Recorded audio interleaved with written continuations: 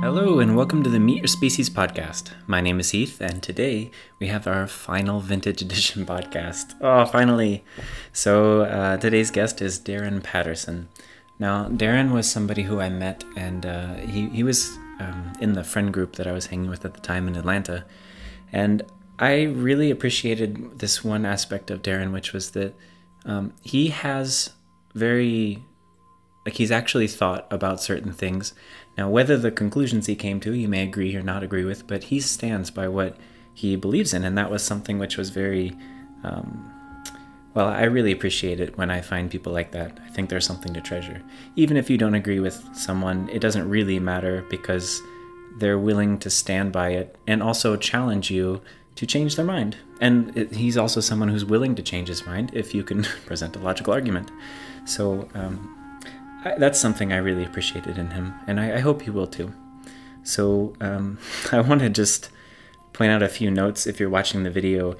We filmed this at his apartment, so a few things were going on. One is that he had roommates which were going a few times, and also it started getting sunset, so it got a little dark at the end. You could barely see him, and we ended up turning the light. So I'll say this. This was the podcast that really made me realize that from every podcast going forward, there will almost certainly be lighting that I got now. So now all the podcasts in the future will have at least consistent lighting. And this podcast with Darren was to blame or thank for that. Either way, I hope you enjoy. And without further ado, I give you Darren Patterson. All right. Welcome, Darren. Hello. You on the podcast. Yes.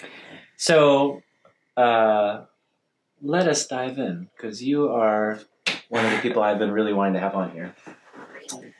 So, I like to start these with just kind of getting to know you, so everyone else can get to know you too. Hello, everyone. Hello. Can't forget. So, let's start with your childhood. Like, where'd you grow up? I am from San Diego, California. Yes, sunny San Diego. Very much so. Yeah, that's primarily where I grew up. I moved a lot, however. My dad was in the military. He was Navy. Okay. And we kind of moved a lot in the States. I never got to go outside of the States, but it's okay. I went a lot of cool places here, so. Good deal. Mm-hmm. All right, well, in that experience, were there any, I'm sure there were, any experiences or people along the way that really helped shape the way you think as you're traveling? Yeah. Okay, let's start with, the immediate, family, okay? So, of course, I'm the oldest of 4 boys, and so, Okay. Those are, my little, munchkins, kind of, but they're getting so old, and, I'm very much so my mother's child. I take a lot from her and just, her perspective, and she is just oh my gosh, my rock. I actually was thinking about it just the other week. I have been going through a lot of things with a car situation, and I literally on the way to work just broke down, and I just I was so happy that I had her in that moment, because I recognized her as being one of just the only people, of anyone, even when I don't, even I'm doing well for myself, and even when I don't want well and others don't want well for me, she does. Even when I don't. And I think that's I kind of framed it as the closest that I feel I would ever get to love, and what God would be in love is she would be that kind of channel for me, because it's just the one thing that I know that hasn't broken since the day that I've been here, so to speak. So. Right. That's my rock. And then, my father, we have a very interesting relationship. I think that I'm a junior, so I'm named after him. My name's Darren Jerome Patterson Jr. And he was a very, military, and also his upbringing. He was kind of a very stern father. Also, he was an Aquarius, and so kind of icy sometimes. And he just was very, he wanted me to stick to reality. He was a very, very practical man. He's very about, being frugal and teaching me, all about the responsible things. And those aren't always the most fun things. And I feel in my childhood, I think I missed a lot of that, because he was so focused on making sure that I knew those things. And I don't think that I appreciated him growing up as I do now, kind of looking back at it. And so we've had are, you know, even with my mother, you know, my family immediately, we all have had our thing. But I think at the end of the day, like that immediate kinship right there is something that's why I'm here. They're the reason why I'm here. Nice. Mm-hmm. So in that, with your mom and dad and your siblings, Mm-hmm. were there any specific experiences that really, it's like that wake up lesson or something? Well, when I was in the 4th grade, I discovered that my mother was a lesbian, and that she was leaving my father for another woman. And it sounds so scandalous, but it was very actually kind of, I was so young, and I was old as I think maybe I was like 9 or 10 years old. And at the time I was more focused on, I think, me being my mother's child. Like I was very like, whatever she needed, like whatever I needed to do to make things right for her and like for the family, whatever I needed to do, I'm down with it. So whatever's going to get us in a good spot, like I know I trust you to figure that out because you're my mom. That's all I know. Right. And I think that later on, like as I got into middle school, I think that things started to take a toll for me. And like I can't really identify what exactly specifically was the problem. I don't think it was that my mom was a lesbian, or even that I was kind of going through my own identity thing where I'm like, now, you know, I had been teased since before my mom even like did any of that. Like I had always very much identified myself as being like gay, but even with that, I don't even like labels with that way. We'll get to that probably a little later, but like I just like at that moment in time I just started to rebel. I went through this such rebellious phase. And you mean from your mom coming out, or before, just in that? Just after that happening, a lot of key things, like I think like just my family dynamic became very tense. I think watching the relationship with my mother and father kind of deteriorating to where like I'm like speaking through them, and like they're talking about divorce, and like I have to like pass on a message and like keep a straight face and then go to school and have activities and be all these different things. I think I grew up very fast. And I think it shows in a lot of the issues that I have today. Like, I think that I've taken on so much responsibility that kind of, like, overbears me and it kind of weighs me. And I'm looking back at it now kind of to correct some of those. I can't correct what's happened because what's happened has happened, but correcting the behaviors around how it happened. And and at the end of it, I actually have been thinking, because I've been doing this very recently, I've been thinking about, like, during that time, like, how I really felt. And I never really blamed anyone for anything that was going on. Yeah. I had a very, very weird understanding, even within myself, the things that were going internally and externally. And it was so crazy. And I think, like, the inner and the outer really do reflect one another in such a crazy way. And I think that even then, I knew everything was going to be fine, because crazy things happen all the time. Crazier things have happened. And, like, that kind of perspective made me kind of curious in my rebellion. I became to get curious about, like, well, what could happen? You know, if I did what's this. The potential? Yeah, what is potential? Mm-hmm. And, you know, I got, you know, so many fights and ISS and getting almost expelled for, you know, popping pills in school. Like, I did it all. Sneaking out. Like, I mean, like, I was the kid that just, like, pushed all of the boundaries. But and of course, you know, when you're that young, you never think about, like, the consequences. But, like, I just had this trust that, like, no matter what I did, I would always have a second chance, because, like, I'm just playing. I'm just learning. I'm just being a kid. That's what I'm supposed to do. I thought I was supposed to be here and figure it out. Well, that's what I'm doing. I'm just figuring it out. And I was very... very a Mr. Know-It-all in that way. You couldn't tell me anything, because no matter what you knew, I was still figuring it out. So you were so stuck in your way, and that's fine. But, like, I'm going to continue to dig in and figure it out. And one day I may come back with something new and you'll see, kind of thing. Mm-hmm. And I think that kind of, like, treasure hunter in me, I found a lot of hidden treasures in life. I found a lot of ways to connect with, like, the things that just made me happy, despite what was going on in my family life, with my grades, with being, you know, my friends. Like, I found a way to just, like, keep it all together. And that was just through, like, I having inner dialogue. I have, like, at least, I would say, and I'm not even over-exaggerating, probably more than, like, 6 hours of inner dialogue that I am very consciously aware of throughout a day. And and probably even more than that some days, because, like, when things come to me in my life, I kind of take it in before I ask any questions about what's going on outside. I first ask what's going on in here to even like bring that about. Mm-hmm. Like I start very basic. It's like how like what just happened before just to even get me here now, and then I just start like listening to that, because I feel like time doesn't even exist anymore for me. You can fast forward, rewind as far as you want to go, mm-hmm. and most people are not afraid to go like there. But like me, I've become such like this like little like digging for gold or something like that, and kind of like trying to figure out like what's really going on. And I don't even know what we're talking about himself. Talk like that. No, it's good. Cause hello. Hi.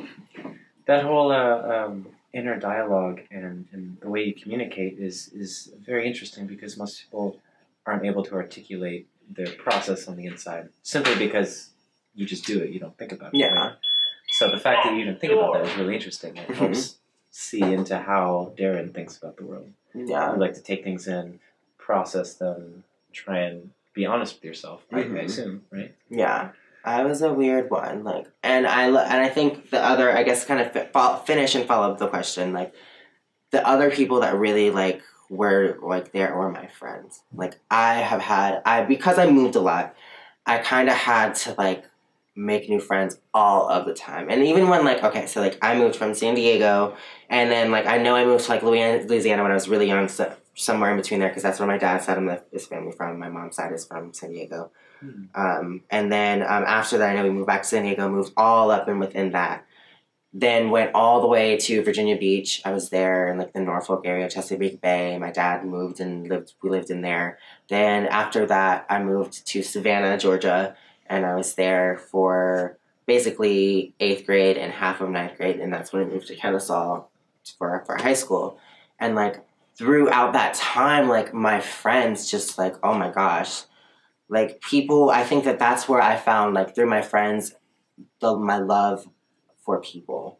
I think that we are so hard on ourselves, and we just don't cut each other some slack and realize how much is actually going on in the day and within a moment sometimes. And it's just so sad how, like, you know, even when you're trying to connect with others who don't want to, for me, it's one of those things where, like, I actually genuinely do, no matter what you've done or who you are, where you've been, like, I don't care about all of that, because at the end of the day, that's for show. That's your public you. Mm-hmm. And it's fanciful, and we can try to pretend like it means something, but at the end of the day, the public you is of reference to other things. It's not who you are. It's like representative. Like, yeah, and, like, I think I study public relations now, and, like, I'm thinking about, like, public imaging and branding and face and, like, you know, consulting and all that, and building, you know, this framework and this network of people and places and having an identity and you know, integrity and credibility is nice, but, like, damn, it just would be so nice for somebody to keep it real every once in a while and not present me with the suit and tie and the big banner and the big show, and just say a genuine hello and engage for just a second, you know, even over, like, a cup of tea. Like, it just, to me, in theory, I feel like it sounds so, like, magical and so, but I don't think that it's even that easy, because I think in order for you to even get to that point, you've got to take down some layers and remove some of the boundaries that, you know, push people away. And I think that we all have our own way of doing that. And for me, I'm just working on, like, removing that. Like, everything that I'm living my life for currently is about, like, everything that I thought I knew about how things should have been. Like, it's out the window. It's so far out the window, and it's gone, really gone. Mm-hmm. And I actually today I cleaned out, like, all my email. I had like almost 10,000 emails from shit from 3 years ago, and I was like, what the hell is all of this? Why am I carrying this with me? Mm-hmm. What does any of this mean? It doesn't mean anything now. You're never gonna look at it again. Ever. And then there was shit that I was like, well, what if I, like, making shit up? Like, I could need this. Like, no. Like, I don't. And this goes to another thing. Like, the other day, I went to the gas station. I just needed to put some gas in my car to go to work. I go in there, and, like, I'm so bombarded, like, by just, like, all this shit. Like, candy, gum, popsicles, ice cream, like all the drugs, the blunt wraps, the blunt powder spray, like everything was just like coming at me. The $5.99 wine, the Hot Pocket, Tostino pizza roll things, like everything was just like very there. Mm-hmm. And I came in there to get gas. And I can't even go and just get gas without just being infiltrated with all of these things. And what was fucking me up was that, like, when I got in there, and I was like, I need to get something. Like, oh, like, I can get water, or like, I could, or, oh, my, like, air freshener, like, my car can smell good. Like, I just started, like, plotting, like, about to go look around, and I was like, wait a minute, like, I came in here for gas. Like, what am I doing? Like, I think that we just let other things make decisions for us. And, like, I did not need any of the things that were being offered to me there. But for whatever reason, I have been socialized and my perception and has been framed to, like, every time I go to somewhere and see something and it's on sale, I have to buy it. Mm-hmm. There's no way, like, and, like, that's so, it's so disgusting to me. It's, like, the worst. It was a very, like, surreal experience. It was so surreal. And, like, people were looking at me like I was crazy because I was just, like, looking like, ew, like, I just want to just have some peace sometimes. And I feel like it's very hard to find that these days. Totally. Especially whether it's TV, the internet, it's just bombarded with. I don't watch TV. I haven't watched TV since I was in the 9th grade. I don't like movies. I only read books. I only read journal articles and if I do watch something, it's a documentary. And I really don't even like those because you have to make me sit down and, like, force me to watch it, because otherwise, like, I'm not even watch it. Like, although I know all of those things are very beneficial, like, I honestly am one of those people that I just feel like if you just get your ass out there, everything comes to you. Like, I haven't had, like, as much as I am a digger, I've self-mastered myself to a way to where I don't have to do much digging anymore. Yeah. And everything just, like, just zaps to me. And that, now it's like building a filter.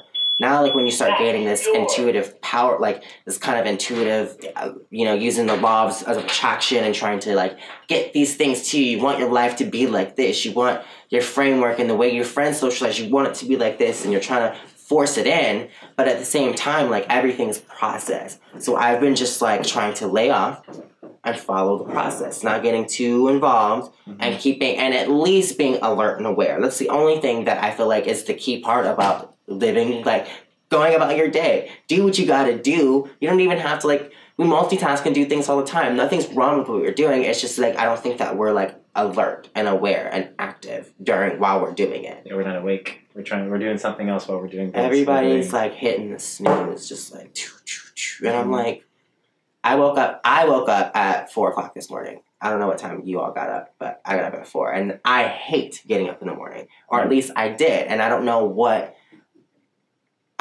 has changed even very recently, maybe in the past, like, 3 months, that has changed within me to make me even think about, I need to get up at 4 a.m. because I need to have this, and this done by 8 a.m. And I need to get up and do this by noon. And I need to, like, that's the way, like, my train has been rolling now. And it's been so, like, fun and challenging and a little stressful, but the stress is going away with just by relaxing. Treat yourself. Yeah.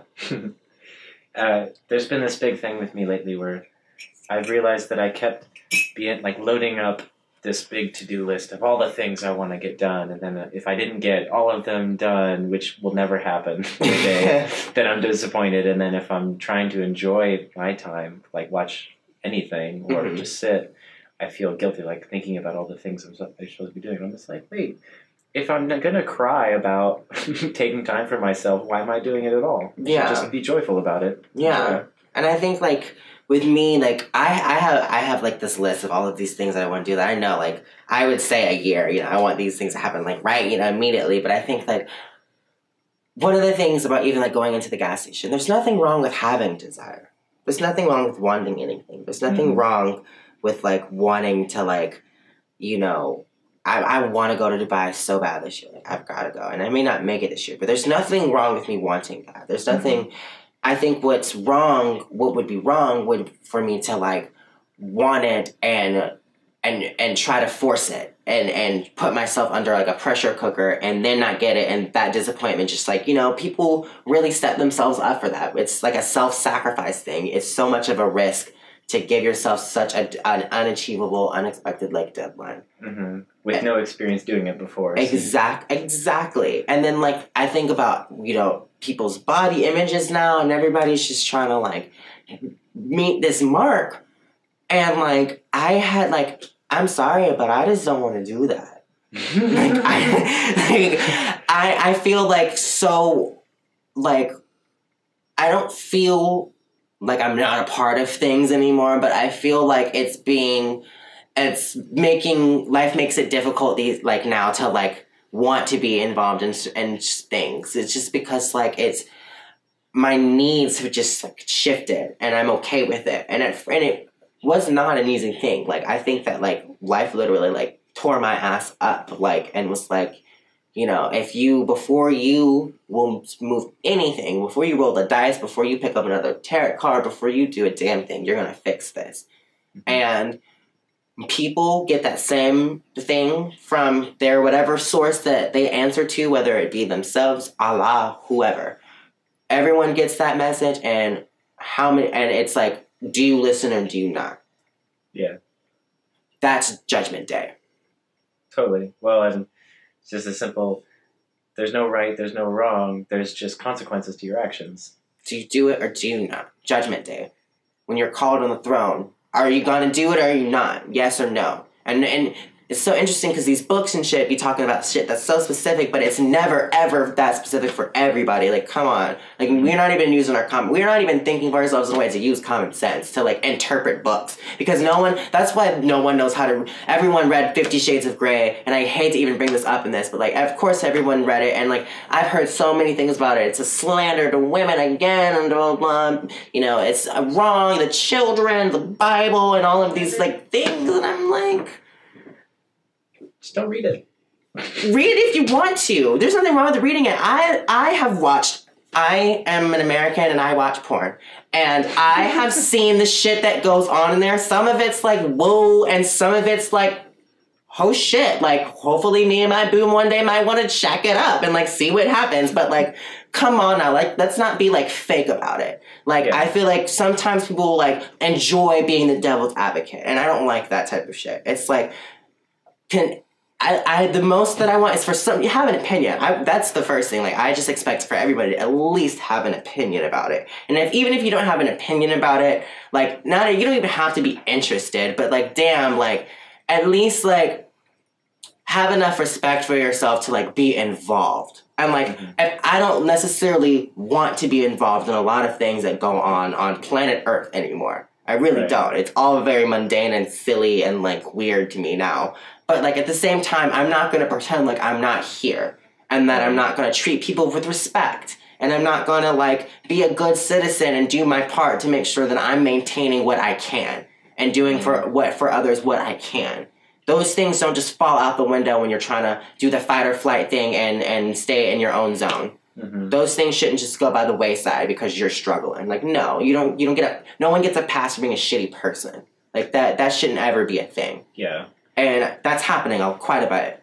Totally. Because your thoughts are only relevant to you, but the actions do have consequences for other people oftentimes. And, like, you still have to be aware of that. Right. And no shade, but, like, I don't know. Like, I don't like a lot of people. And I have the right to say it. I don't like a lot of people. I don't like their attitudes. I don't like their character. I don't like the way that they treat other people. I don't like them. And I think I love everybody. But just because I love you, that doesn't mean I have to like you. And I had to learn that to receive that back too. Not everybody's going to like it, Darren. Not everybody's going to watch this or see me. I don't even know who the hell would see this. But like not everyone's going to be like, yeah, woo him. He knows what he's talking about. Some people are going to be like, fuck him. But at the same time, like, that won't stop me from being a good person, and that shouldn't stop you from being one either. We both don't have to agree about anything as long as we keep it real. Yeah, just be honest. Like, you don't want to be deluded or believe things that just aren't true. And people are like wearing like, what's that? No, I'm not even gonna bring up a movie reference because I don't watch movies. But like, it's that what's that Mask movie? What's that? You know, is it The Mask? With Jim Carrey? Yeah, like that movie. Like, people are him. Like, wow. It's, like, so real. Like, people switch around and then, like, And, you know, we call it, like, they're a Gemini, but it's not even fucking, they're not a Gemini. Like, they're just, playing. They're just playing games. Like, everybody's playing games. And, like, I didn't sign up for Monopoly or your local tennis match or, like, whatever. Like, I didn't put my email, oh my gosh, like, all the emails that I got. Like, I didn't sign up for this shit. Like, why do I feel, like, personally victimized if I'm not involved in everybody's shit? Mm-hmm. Like, it's never that deep, ever. Yeah. And it just shouldn't be. I don't know. There's a concept that nothing. Well, wait. We'll move on. I don't remember how to articulate it. Okay, so let's tie this back to what are any other experiences you had that have kind of shaped you? Like, I can see we're starting to really get a feel for how you look at the world and think. So, or some other experiences. Okay. Or it could be people too, if there's like a good. No, I think I'm done with the people because everyone, you should know who you are. Like, you know, I love the whole like auspice thing where you thank everybody, you thank your mom, your pop. I think that's cute. But I think in real life, like, I don't need the people that I love. I don't need a thank you from them, and they don't, like, it's all love, and it always will be. And so, like, if that's known, like, if you're not acknowledged, you know, that kind of thing. But anyway, when I was younger, I used to have this very, like, paranormal, like, experiences, and, like, I remember the first time I think I lived in Virginia. And I was probably in the 7th grade, most likely, either the 6th or the 7th. And at that point, that was, like, my rebellion phase, and, like, I was just in a very low place. I think, like, I was on the verge of, like, getting expelled, or something was going on really weird, and, like, I was just, like, I just basically want to evaporate. Like, I don't even want to die. I don't want to die. I just want to, like, fall out of myself and just, like, be somewhere else. Like, anything would be better than, like, this moment right now. And I did that, and I just kind of closed, and I laid there, and then, like, I was, like, immediately, like, astral projected out of my body and just like, staring at myself, and I was so freaked out.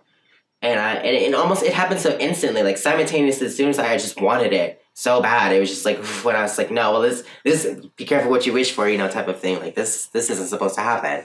And then, after that, like, there were just little small things, like little whispers, and just, like, little things, like, calling, and I would always see, like, little, I call them, like, now, because they're so strong sometimes, they're, like, it's, like, holographs now.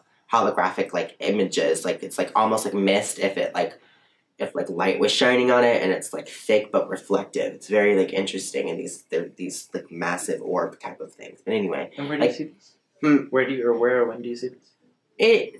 It depends on how centered I am, where I'm at, how relaxed I am, really. Mm-hmm. If I'm trying to focus or articulate something, I'm not consciously in it, but, like, I'm just, like, the fly on the wall for the moment, and I'm just, like, trying to, like, enjoy, you know, just the moment. That's normally when, like, and sometimes it's unwarranted. Sometimes it happens and I don't want it to. Like, I was in class one day, and, like, and literally, my teacher's talking, and there's these little, like, on the wall, just, like, boing, boing, boing, boing, boing, boing, all these little, like, caricatures, and I'm like, am I going nuts? Is anybody else seeing this in here? And I'm, like, blinking and shit, and, like, it's kind of almost getting a little out of hand sometimes, but I think, like, the more that I just let it happen, I had, like, now I let my eyes do their thing, where, like, no matter what I'm saying, like, I don't try to, like, control them or do anything, and, like, it's so interesting how, like, you zoom in and out of things, and, like, what shapes will come out, and what things will shift, and, like, right. That's all getting really cool now, so I'm like, okay, well, like, are these optical illusions? Is this a more perceptive thing coming from my brain? And then the messages through my eyes, like, how is this process working? Really trying to get with that. But, like, those things have happened, and then I would say one of the most, and especially in the most recent years, maybe about, this is 2012, Ooh. The mind count, no, like, was right, and, like, I didn't take it seriously, and I should have, because it was the year that, like, my life imploded, so to speak, or at least that's what it the feeling was that intense. And it wasn't even like so much catastrophic was going on. No one was dying. It wasn't anything like that. But it was more of like all of the things that I held that were so near and dear for me were being like taken away. Like, my job, like I got fired like that summer from like my job because like they just were just like, it's not working out, bye. And I was like, wait a minute, like I'm an awesome worker, like something happened. And like it was this drama. They wanted me gone because of this fucking drama with this girl, and her boyfriend worked there and he was one of the managers, and already like that's already an issue of ethics, but we're not even gonna take it there, it's done. But like serious, they were like, bygones be bygones. So because I didn't want to talk about that because that was the least of what was going on. Then, like, at the time, like, my mom and now my stepmom, Tamara, she's another very important person in my life, they were, like, thinking about splitting up, and it was just all of these things, and I was just, like, caught in just, like, this, like, whirlpool, and I was just, like, drowning in it, but, like, it was, like, a forever drowning, like, it just wouldn't stop. And then, like, my best friend, we were, like, the person that, like, if anybody could talk to, it was her, and then, like, we weren't getting along, and that was, like, bad, and it was just, like, so, like, it was so difficult to imagine what was going to happen next. And when you are so, like, out in the open like that, like, being, like, the hanged man, and you're just out there, like, when your life's that unpredictable, it gets a little, like, you don't know what you're gonna do next. Like, everyone's done something around you, so what's your next move? And, like, how I was feeling at the time, I didn't know what the hell my next move was gonna be. Like, I also, like, there was this boy that, like, I just, like, I thought the world of him. And I just, he, like, that happened a little bit before, like, everything was happenstep. So, like, the boy just gone. Then, like, the best friend issues started. Then the job thing happened. Then the parent thing. Then the best friend thing over. Then it was, like, my birthday. And then, like, I was alone. It was broke. My car was broken down. I couldn't pay for it. Like, everything was just, like, sucked. All fell on top of each other. And I had this dream. And basically, the dream started off as if I was, like, escaping from, like, this insane asylum, or it was a place where we were all considered to be insane. And I knew that they were poisoning and killing us as we were going along. And so, like, I was like, I've got to get out of here. This won't be me. So as I'm escaping, like, I'm being chased and followed and everything. But, like, at the same time, I'm getting revenge. It's very interesting because, like, I'm not just trying to escape, I'm also, like, killing people, too. Like, this bitch did this to me, so, like, I'm gonna kill her by the pool, and, like, all this shit. See ya. But anyway, so, I'm doing all of this, like, malicious things, and I'm, like, running through this place, and, like, I can picture in my mind, I can see where I want to end up. And it kind of looked like an open, like, grassy knoll with, like, big boulders. And it was, like, a very blue open sky. And I was like, this is the safe zone. Like, I've got to get over here. And there was a point where, like, there was, like, this, like, round, like, kind of shaft thing on the side of the building that you could, like, go spiral down into, like, a barn area at the bottom. And so, like, there's these two, like, agents. Like, now it's kind of like the Matrix. Just, like, these fuckers are, like, coming out of the woods and shit. And, like, yeah, like, and so, like, I'm at the bottom, and one of them, like, pops in front of me, and I grab, like, a log, and it has, like, nails on the end, and I, like, hit him. And then, like, he, like, jumps down, and, like, you know, it's like, I was like, hell yeah. But then, like, I turn around, and I forget about the other one, and it was this, like, big, like, almost, like, Samuel L. Jackson mustache, like, black guy, and, like, this trench coat, and he's, like, boof, and, like, shoots me, and, like, I, like, in my dream, like, feel the bullet, like, go into my skull, and, like, I die in the dream, and then I, like, immediately astral lucid projected in front of my house, like, still sleeping. So, like, I'm in front of my house, and I'm like, what the fuck? And I'm, like, in the clothes that I remembered that I had on the day before, and I was like, this is interesting. And then I look up in the sky, and there's, like, this nebula. It's, like, this twirling, like, energy. I could hear it, too. There's, like, this static buzz in the air. And it was, like, this beautiful-looking thing, but the static was, like, freaking me out because it was, like, inescapable. It was, like, as if even if I put, like, earmuffs on or something, it was, like, coming from inside of my head and, like, streaming outward. So, like, I was, like, I need to go inside. So I was, of course, lucid dreaming. So as soon as I thought, go inside, I was inside. So, like, I knew it was lucid dreaming, but like, so one of the key signs when you're lucid dreaming is when you try to turn on a light. If you try to turn on a light or look at a clock and you can't read it or anything, or like, the lights don't turn on, like, that's when you're lucid dreaming. So like, when I like flipped the light on and it didn't, I like was immediately like solid, frozen, like in this state. Like I was like, oh my gosh, like I am not like on Earth, like I'm not there anymore. So then like I'm in my house though, so I'm like, oh my gosh, like, well, if I'm here, I need to go to my room. So the way my parents' house was set up at the time, there's a hallway that leads to like the den area that was at the time my room. So the stair kind of goes like downward and then to the side. So as I open the door, I see all the lights are out, of course, because you can't have light in a lucid dream. But there was lights streaming from in my bedroom. And I was like, what the hell is this? And I go down the stairs and there are like 10 aliens, Martians, whatever you want to call them, grays in my room. And they were all just like waiting for me basically. And I freaked out. Like I was, oh my gosh, like what the hell? And like, of course I could hear them and it was like through like telepathic, I could hear what they were saying. And I was like, who the hell are you? And as soon as I said that, they like put me in the bed. And each of them had very similar hands with their, like ours, but their fingers were much longer. And they had like little, like almost ET bulbs on each one of their fingers. And so they had their hands and they laid me out on my bed just like as if I was getting Reiki or something. They laid me out on the bed and they all got in a line and they just started waving their hands over me. Just doing back and forth, very systematized, just boom, boom. And I could like hear the static was just getting louder and louder. It was just my frequency was just like, woof, and they were just like going like this. And then like in the dream, you know, like when you're lucid dreaming, if you try to move and you try to make sounds, it wakes you up from like in your real life because you're so rooted into your body that like you trigger you trigger yourself. So like I was trying to like get the hell out of here because I was so just freaked out.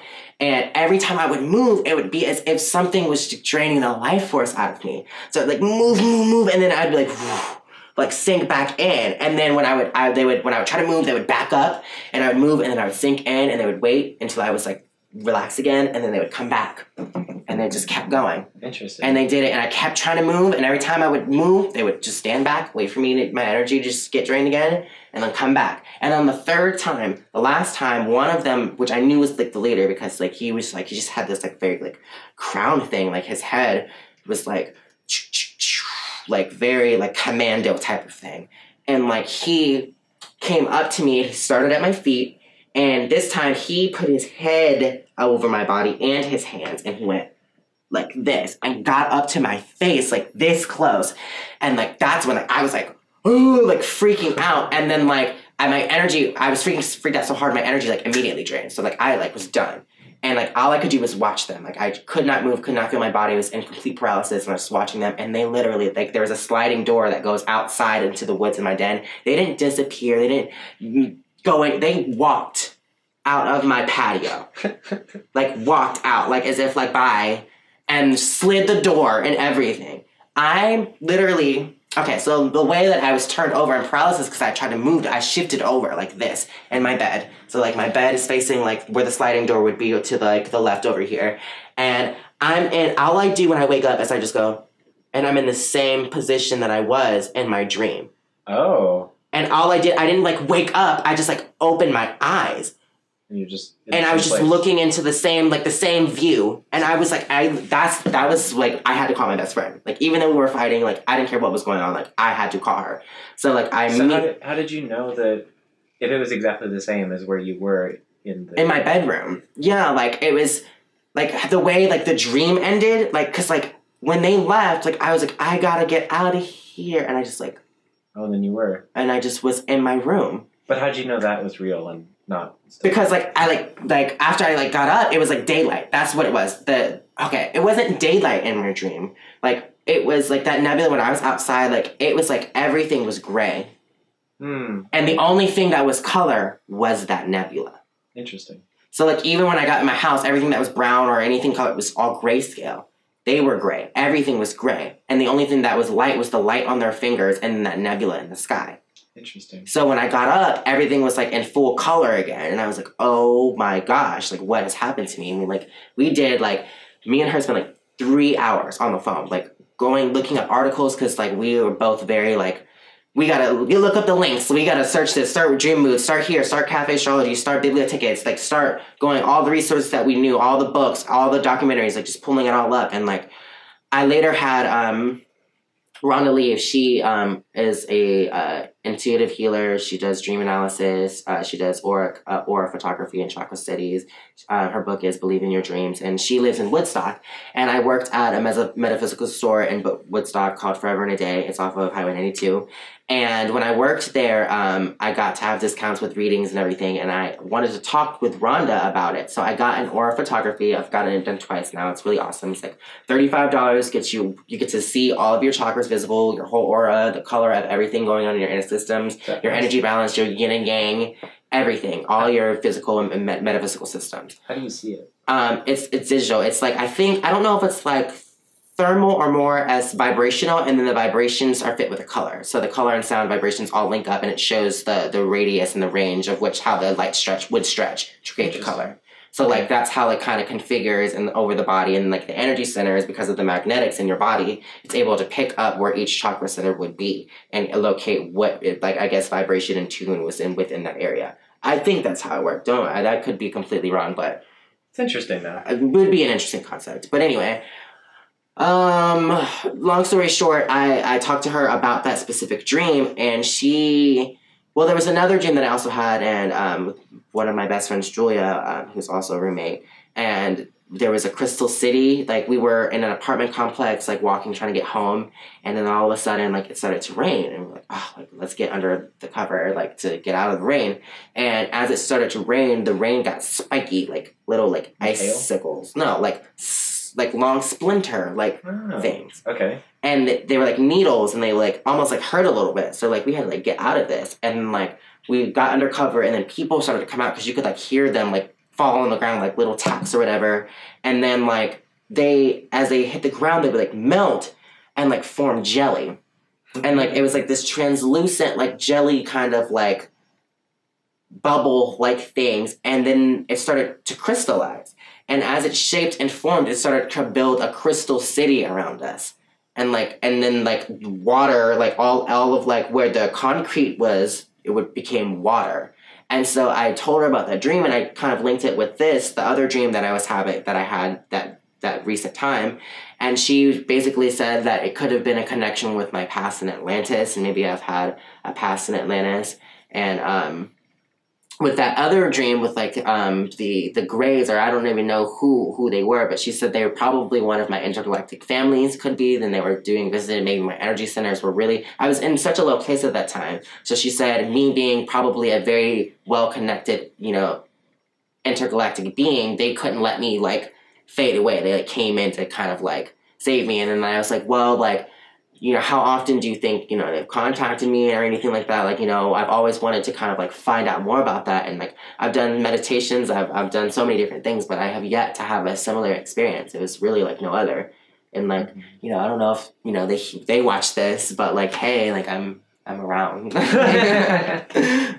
so like that would be, I would say that after that happened, it was kind of like anything's possible. No more limits. No more looking at everything as what I had been told it was. No more looking at everything in this kind of like, traditional way. All of that had to go, because it was interfering with what I knew was happening in my reality. And although all of it was very new, very scary, very not talked about, all I had to do and all that was being told to me is the hermit. Go inside, introspect, go inside. Go to this class. I took a 10-week metaphysical course at the Atlanta Spiritual Living Center. It was over Kabbalah, Hebrew, numerology, and divinatory studies, and tarot, and alchemy, and planetary astrology. Like, I studied intensively. You learned a lot. It was a great course. And Dr. Will Coleman, I actually have saved all your emails, Dr. Will Coleman, because he had so many great resources. The Science of Mind by Ernest Holm, the Master Key System, like all of these great resources, the Kabbalah by Charles Pons, which is like the framework, like that book sends me to very ethereal places, because it really shows the interworking of the microcosm and the macrocosm and if you can just even like sit back, like don't even try to think about these concepts and just let them do their job, because they're happening without you doing anything or not. Right. And so if you just let them do their thing, that's going to teach you. And now I've realized that's why I don't need like the documentaries or anything anymore, because like the best teachers are going to be like right when you need them, where you need them. And like, they're going to come to you. And like, now my life is becoming a movie in itself. I want to be, the star in my own kind of journey through life, and not give that away to everyone else. Like, this is my time to be here too, just like anybody else's. I think everybody deserves to have the spotlight on them and for them to be their own star in their movie. And I think that's why, like, I'm going into PR and I'm studying sociology to kind of relate the two. How do you, like, break down the social systems that tell you your shit, basically, and then rebrand yourself and make yourself a star in a sense in your own life, so you don't need to look up to Rihanna or any of these other stars. Everybody at the 40th anniversary of SNL, everybody was there. All the big names were there, and they all had their big $1 million smiles on, and it's like, we all watched this, and it's very sad. Like, as I was watching it, to me, I felt like they were making a point that we weren't involved. Like, you're just watching. You'll never have this. Right. And I'm not going to front. I do want that. And I don't think that we all shouldn't have aspects of that. I think luxury exists because it's nice. And we should all want to feel and be pampered. No one should be exempt to it. But it's all about maintaining, I think, a balance. And so, like to indulge and overindulge. And I think that, like, for them and where they are in their lives, and I think all of these people have very well worked hard for what they've done. I'm not discrediting any of the work that they have done. But I think that, like, in a certain degree, when you get to that caliber and you kind of are looking up, I don't want to look up anymore. I don't want to be feeling like I can't stand amongst them or anyone at all. Like, I promise you, I've always said this, if President Obama was to walk in this room right now, I do not care. I'm not going to bow to him. I'm not going to, Mr. President, like, I'm not changing for anyone. Nice. He's an equal. He's another human. Why would I have to do that for this man, no matter what type of power he has? And that's the type of people that, honestly, that's why I don't like a lot of people in a sense as well, because, like, I like people who just are unapologetically them. And they don't make excuses. Like, when I do something wrong, I'm not going to give you an excuse. I'm not going to, and if you want an excuse, if you really want that to make you feel better, then I will certainly give it to you. But if it was up to me, if anyone makes a mistake, they know what the hell they're doing.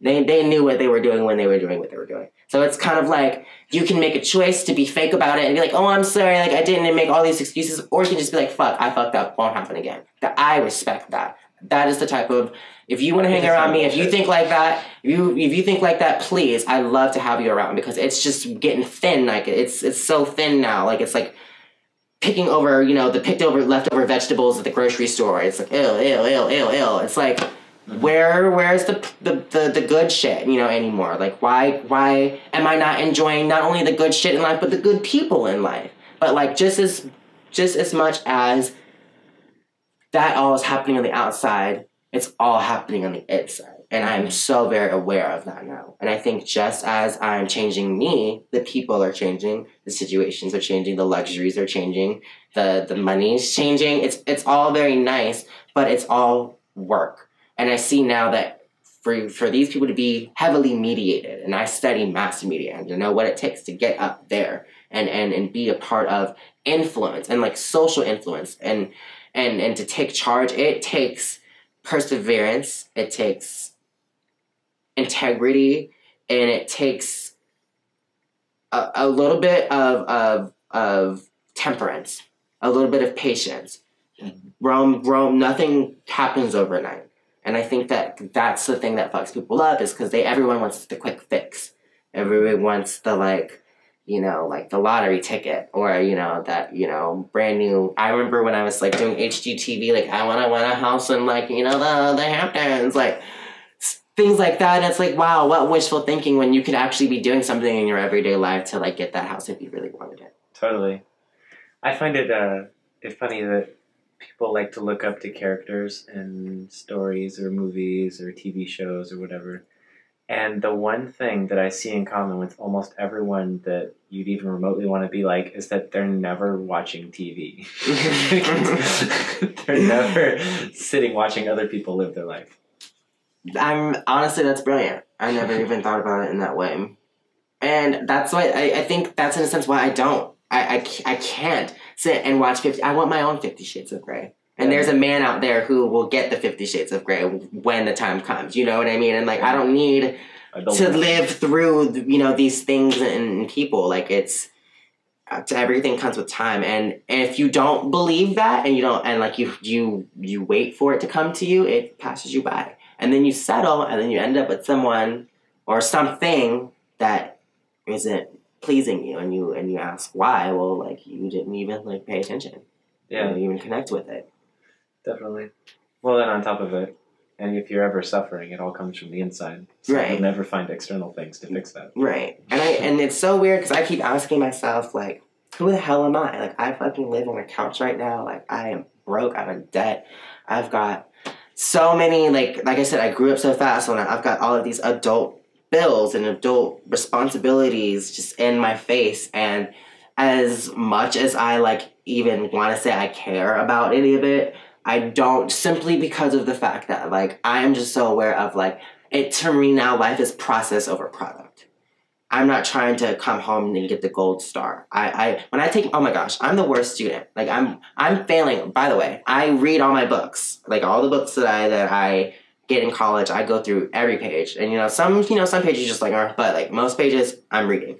And I'm failing my exams right now because they're not good at, like, their exams aren't even good at, like, their answers are so minimal, but I'm like, no, wait a minute, like, this isn't even, like, critical enough for me, like, my answer is wrong, but, like, I can prove to you how my answer is right. Like, you didn't, like, talk to me about why my answer would be wrong, and, like, I bet you, like, I will show you how, like, within this, like, I was right. And I've had those conversations with professors, and I think one of the things is, like, about me is that, like, I'm just, like, that rebel, that inner rebel that, like, I won't just, like, conform to, like, the way the teacher wants me to learn it and just, like, sit there and do that, like, and just skim over like everybody tells me to. Like, no, like, this is my movie. This is my journey, too. If I want to read every page and fail the test because I want to learn it, and, like, we don't even go back in school.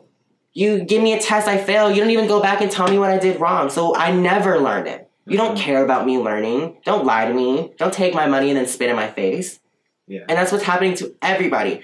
Not just the college kids who are 20 years old who are supposed to be in debt. All of the fucking parents who are paying for the colleges. All of the politicians who are fucking embezzling off of that tax money that colleges receive. And all of these organizations that get it too. Like, everybody, no one realizes that everybody is, like, no, just because you feel like you have a little bit more than somebody else doesn't mean that no one's suffering.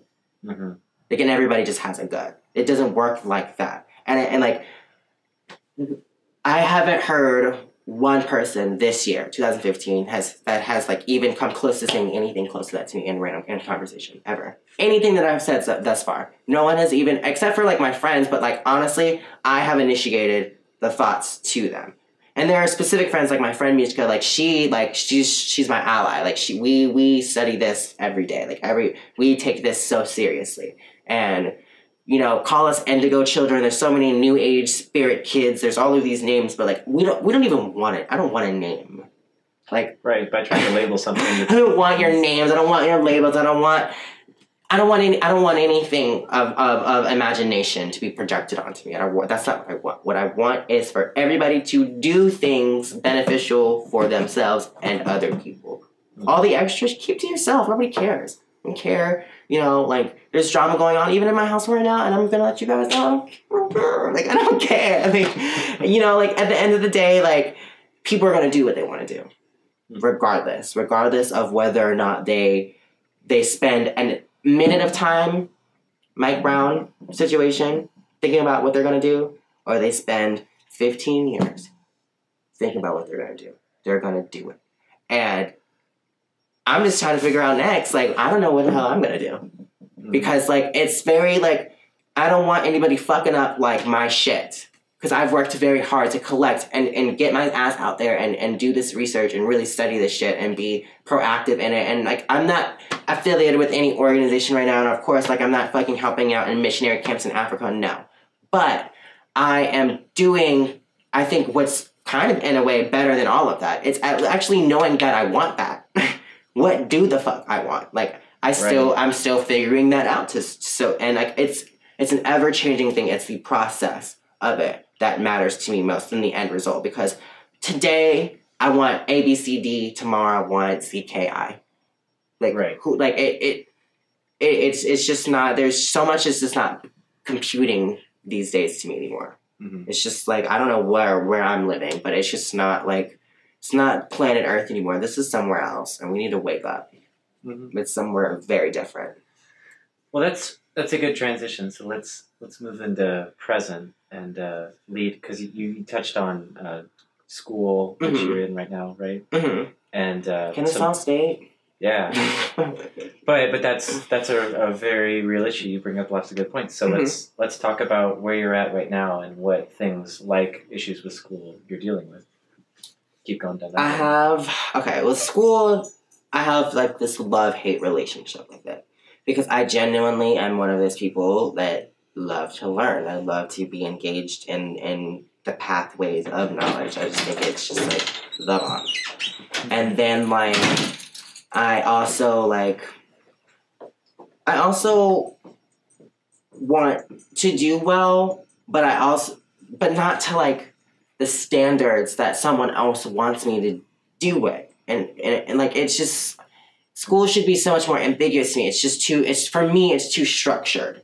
Like, when you give me time and space to think about it, like that 10-week course, like when I wasn't getting the grade and I was just learning this shit, I was passionate about it, and it was just like about, like I paid for that class myself. Like I took the time, like I was in school. I was already taking like 18 credit hours, working 2 jobs, and took that class additionally on top of all of that. That's how passionate I was about it. Mm-hmm. And like, that's to me is the type of learning that, regardless of what I'm studying, that's what it should be about. And it was like $125 per class. And I'm paying thousands of dollars to school to be dissatisfied. And it's such a tough decision. Like I got a test today, I got a 68 on that shit. And I'm just like, ask me about the chapter, I know what the hell happened in it. There's nothing that you can't ask me that I wouldn't know, because I read it and I know that I did. But for whatever reason, my expectations of myself to really know this shit and their expectations of what I need to know, it's just not, I don't know why, but it's just not working. It's not working at all. And I've like, when I started college at 18, I was doing so well. I was like, it was almost a breeze. I skipped every class, yet somehow I made, and of course everyone says that, like, as you go, up into your courses, it gets more difficult. No, like, what's difficult? Like, you just do it, sit down, read it, and like chop it up and do it. But now I think the difficulty is not in the learning process. I'm learning the material. It's about the passing part. It's like, I can't pass. And I'm like, well, what the hell does passing mean if I don't know what I'm doing? Right. What is the certificate? Why do I have to prove myself in that way to you? Like, what am I really gaining by proving your standards? You're getting a piece of paper. And so, like, I've been reading, like, a lot of, like, the Business Insider and, like, all of these, people who, took a leap of faith. They dropped out of school and they did this and this and this. Even, like, Kanye West, for example, he's, like, so controversial and, like, a lot of different things, But I think his story in itself of how, like, he had, his family is, like, you stay in school. Like, you're in college, you're doing really well, you're on track. Like, don't fuck it up. And he's, like, secretly, like, fuck y'all. Like, I don't care. Like, I want to do my music. It's what makes me happy. And he did it. He made it, and he made it work for him. And he stuck to his guns, and he was integral about it. And, like, that type of thing to me is, attractive. I want to be that. I think it's attractive. I want to be, and I want someone else to be that way, too. So it's, like, now I'm just wondering, like, I have, like, literally till the end of April, and then I'm finished with the semester, and then I have 9 more credit hours to take during the summer, and then I would have graduated. And I cannot believe that I'm at the end of this crossroad right now, and I'm even questioning about leaving when I'm so close. But, like, I don't know if I'm just, that's the rebel in me, and I'm just like, it's such a thing that, like, I've gotten so much advice about it from so many different ways, and so many, from college. I'm talking about, I went to a bar one day and talked to this guy. I'm so sorry, I can't remember his name, but he was so nice. We had dinner together, and he basically, what did he do? Notre Dame. He was the graduate advisor for the Notre Dame campus. And I was like, oh my gosh, like, tell me, like, give me the scoop. Like, I'm about to finish my undergrad, like, I'm going to be a graduate student, like, how can I do this? And he told me all of these things about, like, what you can do. And and I was like, well, what should I do, like, after school? Like, should I just go straight into my degree? And he was like, no. And he was like, honestly, like, I would tell even, like, people to hold, like, he would hold off doing college, but, like, not right out of high school, and he would also hold off doing grad school right out of college. He said, you need, like, you need, like experience. Yeah, you need, like, things, and, like, between that, he was like, because even if, like, you go through grad school, he's like, when you go down the real world, he was like, you rush the process, and you don't even know what you're doing. And that's what these kids aren't producing good work anymore. And they're half-assing because, like, okay, you got the 100 on the test, but do you know what you're doing? Mm-hmm. Seriously. Can you use your intelligence? And then I'm sitting here failing, and I'm like, but wait a minute. I know for a fact. I know what I'm doing. Like, I'm like, not to toot my own horn, but goddamn, like, I know how to read. And it's like I'm trying to figure out, like, what has changed with that. How is it that I was doing so well, and it was so not that difficult to even think about it in that way? And now, like, I just want to, like, break off. Like, regardless of how close I'm, I don't even, like, it doesn't even matter to me anymore, because it's like, I don't need anybody's acclimations. I don't need anybody to validate me. Not a single person. And I know credibility is so essential. Expertise, specialization is so essential. Certification is so essential. And, you know, this world that we live in. But, like, my intuition will take that degree and shred it in your face. Bet you. Bet you. Yeah. Well, it's funny because when you're growing up, from the moment you're born, people are always trying to educate you on stuff and to teach you about all the things that didn't work out in their life. Yeah. And it's so funny to me looking back, because I'm like, but what applied to you at that time when I was 5 only applied in that point in time, and I'm not in that point in time. So the advice is completely useless because things have changed. Yeah.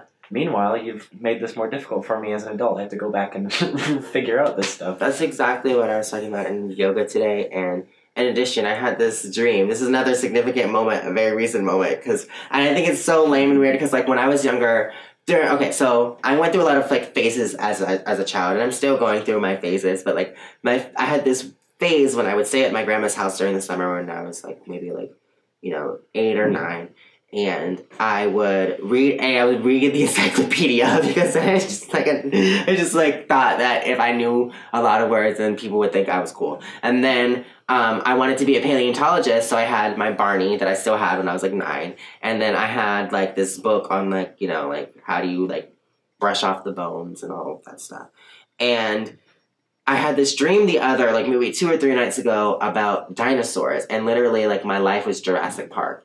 Like, imagine as if everything, we're having this podcast right now, we could be, and, like, a Tyrannosaurus Rex just, like, comes behind you and, like, takes you away, and, like, that was what my dream was. And it was so realistic to the point where, like, I watched, like, my brother get snatched up by, like, one of those, like, flying things, and, like, it was, like, that, like, type of thing. Like, everybody run for your lives. And, like, I looked it up on, like, Dream Moons, and I kind of, like, did some research, like, why the hell, like, I knew dinosaurs were important because they stemmed from my childhood, so I could immediately recognize with that. But then, like, it said that, like, dinosaurs symbolized, like, very prehistoric and outdated ways of thinking about things. And then, like, you know, to have these dinosaurs in my dream was kind of, like, chaotic and, like, taking people and taking things, you know, away. It was, like, all of these things. Not to say I'm trying to take my brother away. I don't think that's the point of that. But, like, just to say, like, there are things that I'm holding on to that, like, are very outdated. And that the dinosaur within me is trying to devour the prehistoric nature that I'm, the primal self, the self that's underdeveloped and that doesn't serve much of a purpose anymore. Just like a reptile brain? Yeah. Oh, very reptilian. They know who they are. Okay.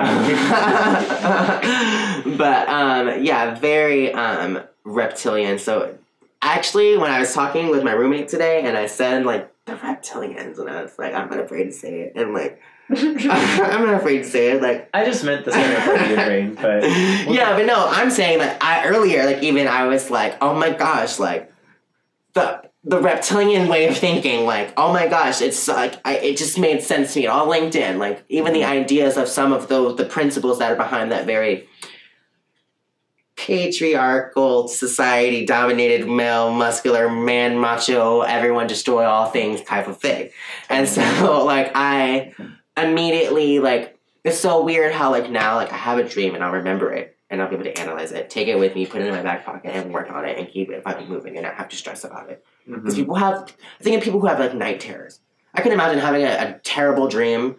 It's fucked me up. I wake up, like some of my dreams do, and then, like, I have no idea how to apply it to anything, and I'm just lost with it. And it's just, like, and then you have it repetitively. Like, those things cause more anxiety within your psyche. Our conscious mind, I like to think of it as, like, the front brain, not like the left brain, right brain, the front brain and the back brain. The front brain, to me, is, like, the part that's, like, I'm talking to you, I'm here, I'm engaged in here.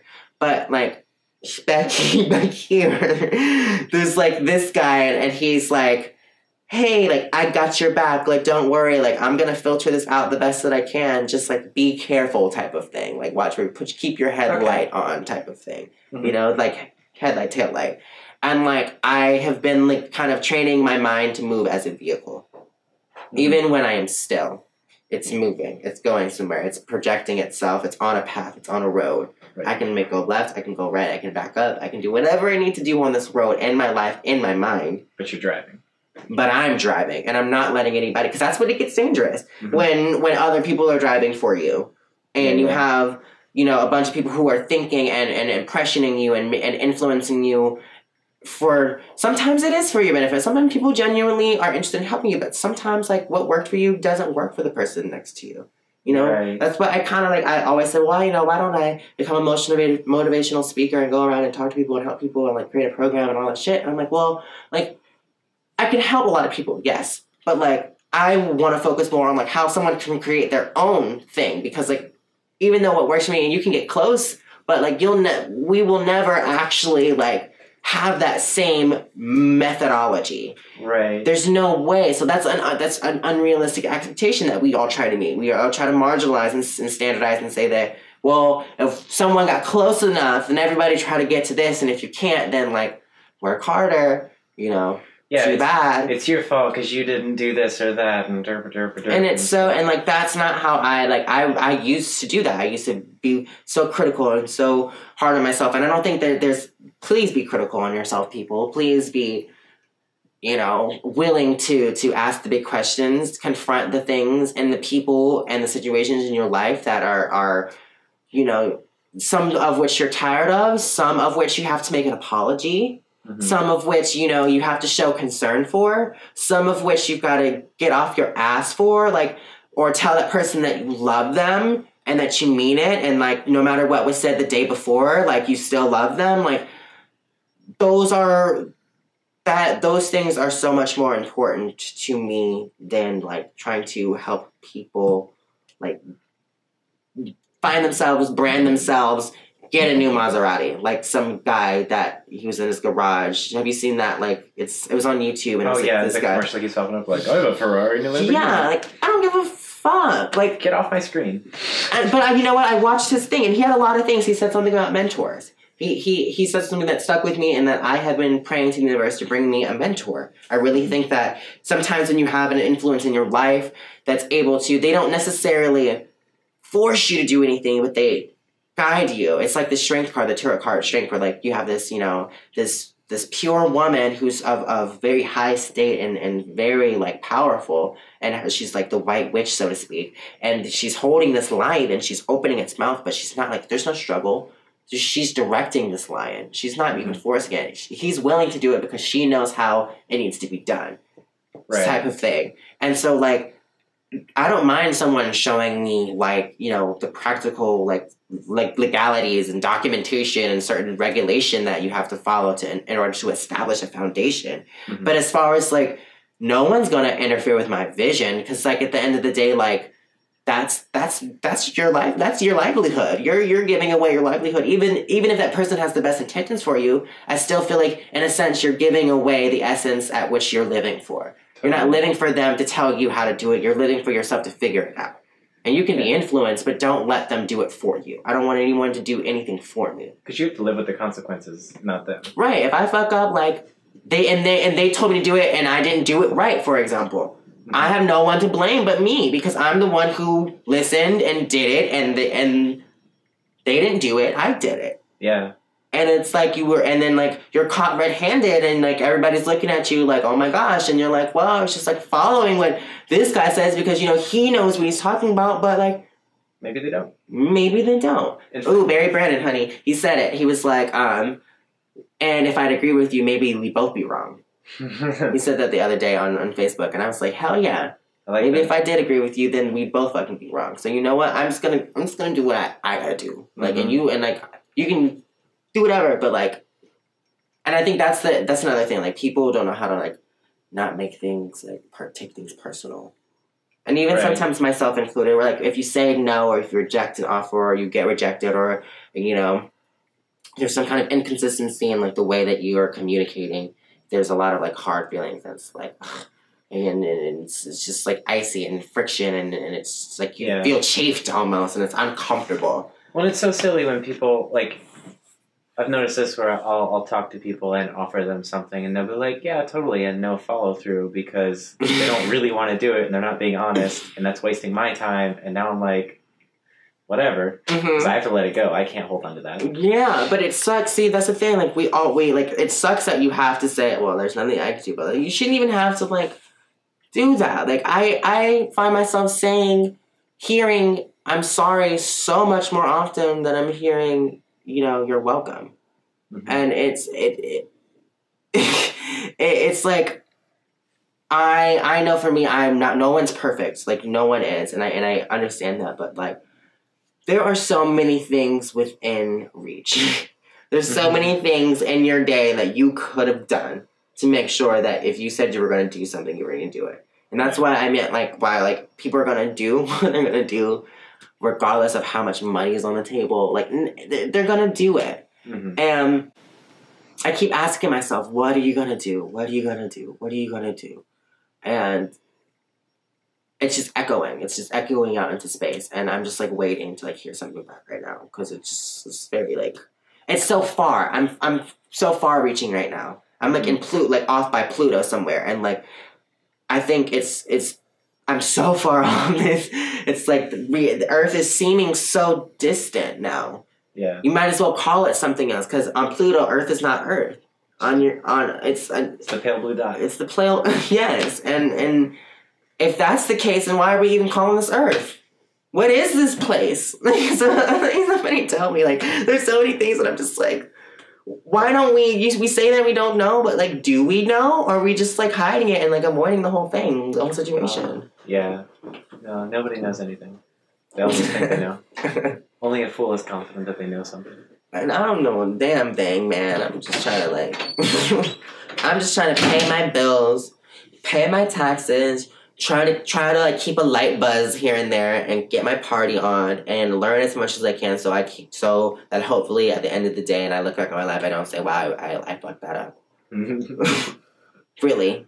Sometimes you just have to simplify it in the most basic ways because like the more you try to like shift things, I sometimes marvel at how people like fall so easily into roles, how they fall so easily into like, the things that they like to do and like their careers and things. I'm like, wow, like they settled so nicely into that position, but like, I don't know. Like, I don't know if I want to bend over or if I want to, I don't know if I want to give it. Like, is it dirty? Like, is that wrong of me? I don't know like what I fucking want right now. Just gotta keep trying stuff and see what works, right? Yeah.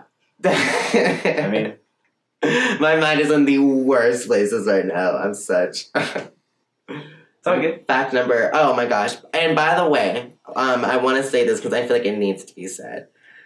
I'm so like over this kind of like everybody caught up in their like inhibitions and this whole like this very like sovereign like way that people are like governing their bodies and their sexuality and the way that like do things in their personal and intimate lives. And I'm like, I just want to say like, boo, do you? If you want to suck a dick, suck. Like I want to say everything so profane. I just want to say like I hope that maybe one day I'm gonna say this so I make it happen that like I have like some kind of like vlog thing where I want to talk about the dirty shit, the shit that like everybody talks about and whispers about. Like, I'm sick of whispering. It's so, like, I get it. It's, like, kind of like drama. Like, oh, psh, psh, psh, psh, psh. But Did you know? But gossip can be so dangerous. And so why not, if we're gonna be dangerous, oh my gosh, this is another thing. Like, if we're gonna do bad shit, let's do the best bad shit. You know what I mean? Make like, it worth it. Make it worth it. If you're gonna gossip about it, bitch, make it worth it. Like when I was in high school and middle school, like I have changed so much. I was not the nicest person either. Like I have had so many ways about myself. I don't want to sound like a saint. I was a liar. I was a little lying little boy. I steal shit. I don't want to say bitch, but like I had a very like just condescending attitude about like how people were going to treat me, and so in return, like I used that as a defense mechanism. I didn't treat people very, very well, just to I knew I was such a target, such vulnerable. Like my socioeconomic and racial class and background and everything about me was just like so like. When you're gay, you're black, you're young, and you're trying to do well for yourself. Literally, our whole culture has like been socialized to like eliminate that. Yeah, like, can't have that. Yeah, like eliminate. I'm like a red fucking target like sign right now, and like everyone's waiting to like that new law. I just found out the new law passed that anybody and everybody can just have a gun, like just whatever now. And like I'm just like y'all, like what the fuck do y'all really want? Like now when I'm really starting to ask, like, what do you want? Like you bought that gun. What do you want? Like, what do you want to happen with that gun? Like, do you want to shoot somebody with that? Like, are you at, like, why would, like, Most people don't even have the slightest clue what it is to kill somebody and live with that. To intentionally do that. I think about it like, I grew up on a farm. I'm so used to guns. Like, we had tons of them. Whatever. But the idea of a handgun, especially in the city, that is not intended for anything but killing people. You're not going to go shoot rabbits. Don't cave yourself. And it's like we're fooling ourselves. It's like, well, I'm not fooling myself. I'm not putting myself in this shit anymore. Mm-hmm. Like, I don't feel personally responsible for everybody's like own chaos and like inability to see the truth. Like, because just as much as it's a collective thing, it is just as much as my individual journey. So like, no, I do not have to pretend like I don't know what's going on just because you don't know what's going on. No, I'm not going to keep quiet and act like nothing's wrong, when I'm in the room with you and like you've got that thing about you and you want to say something. Like, I'm going to speak up. I'm going to say something. And like this applies to everybody. And I'm a communications major, so like I'm not going to come disrespectful. Like I know tact and class and how to approach people in different ways. I'm actually quite skilled at that. But just know that, like, just because I know how to go about it doesn't mean that I won't do it. Right. I won't get to the core of it. And I'm so not afraid of doing that with anybody. And as long as the environment's right, like, am I going to come in some shit? Like, some people will be like, get in that deep, like, let's pull, the Russian roulette, let's get the guns out and let's see. Like, I'm not trying to take it there with you. I'm not even going to engage with all of the, aggression and all of that. But am I willing to have, like, an open dialogue? And am I open to agree to disagree? And am I also open to disagree or agree? Hell yeah. Whatever I want will be if that's the way I want to feel about it. And, like, the only thing you can do is try your best, and I do try my very best to understand everyone as empathetically as I can. Totally. And I think that's why most things normally work out, especially if it's a very mutual thing. But you start to find that when you're trying to work on that, you see who's not trying to work on it. So let's dive into that, because communications, I feel like, is a huge thing that a lot of people might be just struggling with the ability to communicate. And one of the principles that I've come across that I really like is the idea of you have to first understand before you try and be understood. And a lot of people go the other way around. So from a communications background, what do you notice in the way people do communicate? And then, like, what have you learned?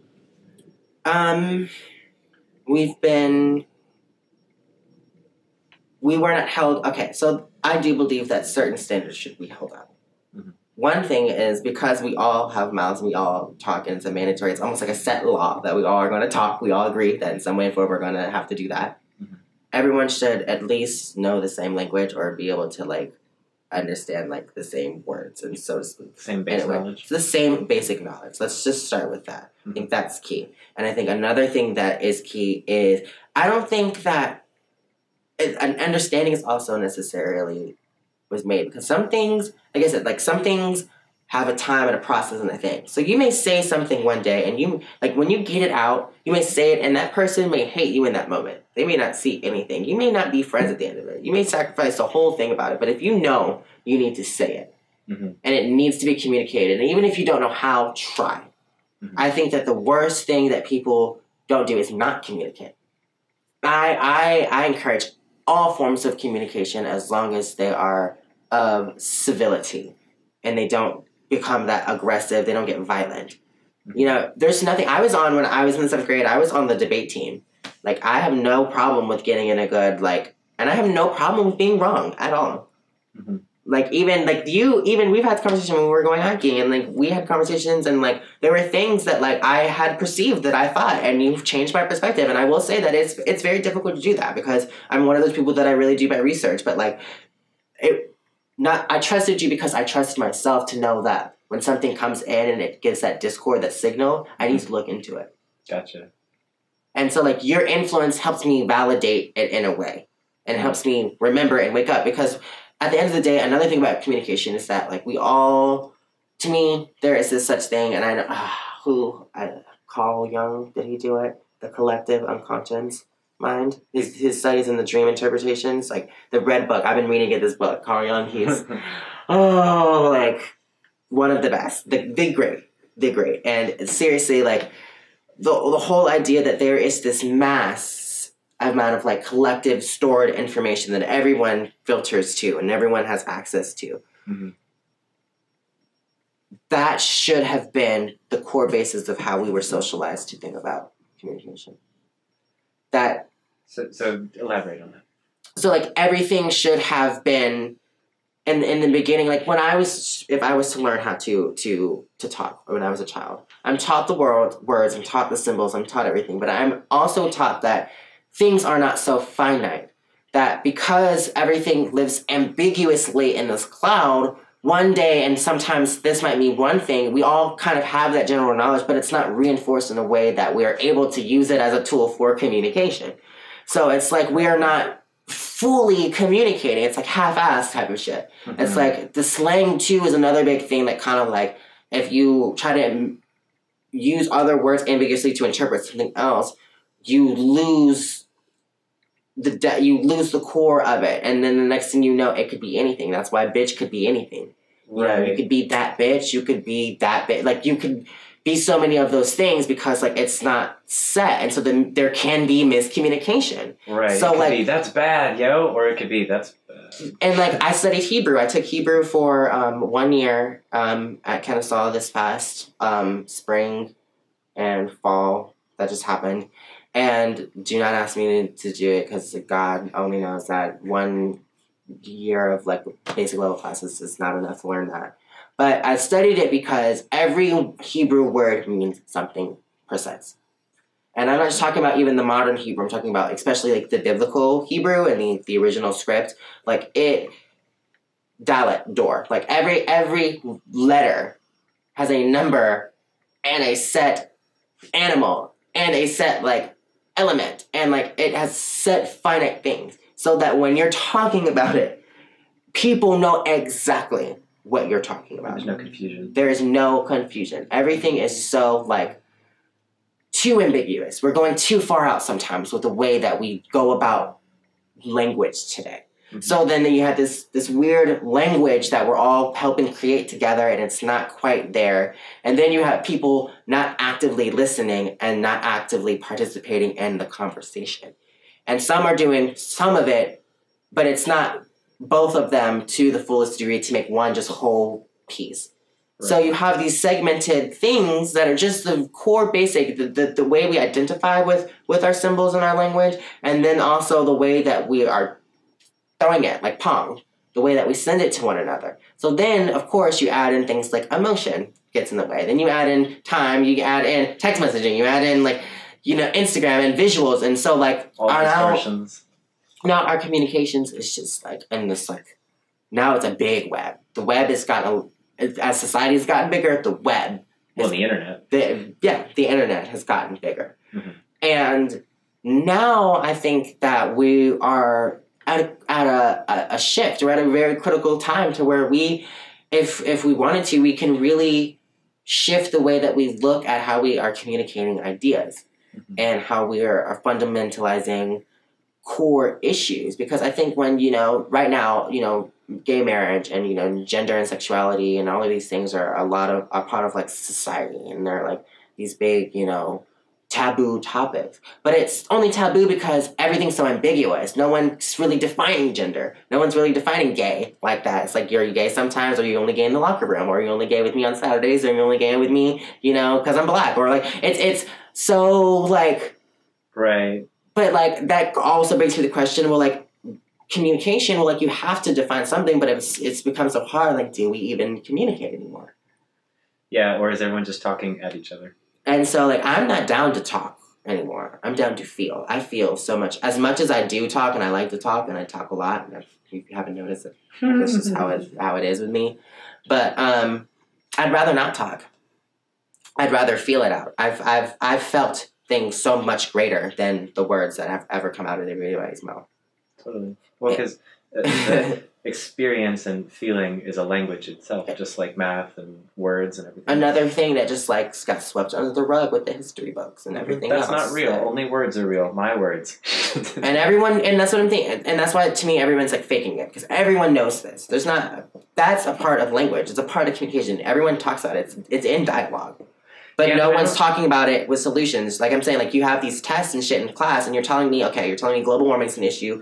You're telling me, we're killing the manatees. You're telling me all these things, but you're not telling me an everyday practical use that I could do in my life that will help. None of my classes have done that.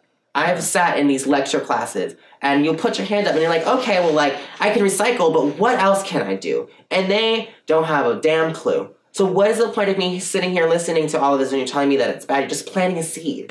You're planting a seed and telling me the world's horrible, the world's doing this, so it's like a self-fulfilling prophecy, but then you're not even telling me how to help myself. So you're making me the victim and then not giving me the tools. But like, that's why I started with school. Am I going to continue to allow that? Am I going to continue to allow being planted with these ideas and they have these solutions so far off? Or do I take the journey to go through and kind of figure it out? It's kind of like, well, if I'm going to do that, I'm going to do it in the best way. Fuck your school and your curriculum and your rules. Like, if this is how it's going to be, if it's going to be difficult anyway, I might as well make it the most difficult and get the most out of it and not waste your time and not waste mine either. Mm-hmm. And not waste money. Gosh, we're all just wasting so much money on communication. We spend all this money to try to talk about this shit, but nothing's happening. So let's stop talking. I would love for everybody to shut up. Shut everybody. No, and not even like you need to shut up. Just see what happens. Just try being... See what happens. If you go through your day and you don't say anything to anybody, what do you feel? When that coworker that you hate, don't talk to them. Just pass by them and don't say anything, both of you. Mm-hmm. And I bet you'd be quite surprised at what comes about. Do you really hate them? Like, you tell your friends and you go around and you spread shit about them and you say things. Is that how you really feel when there's none of that extra shit is there and you're just passing it?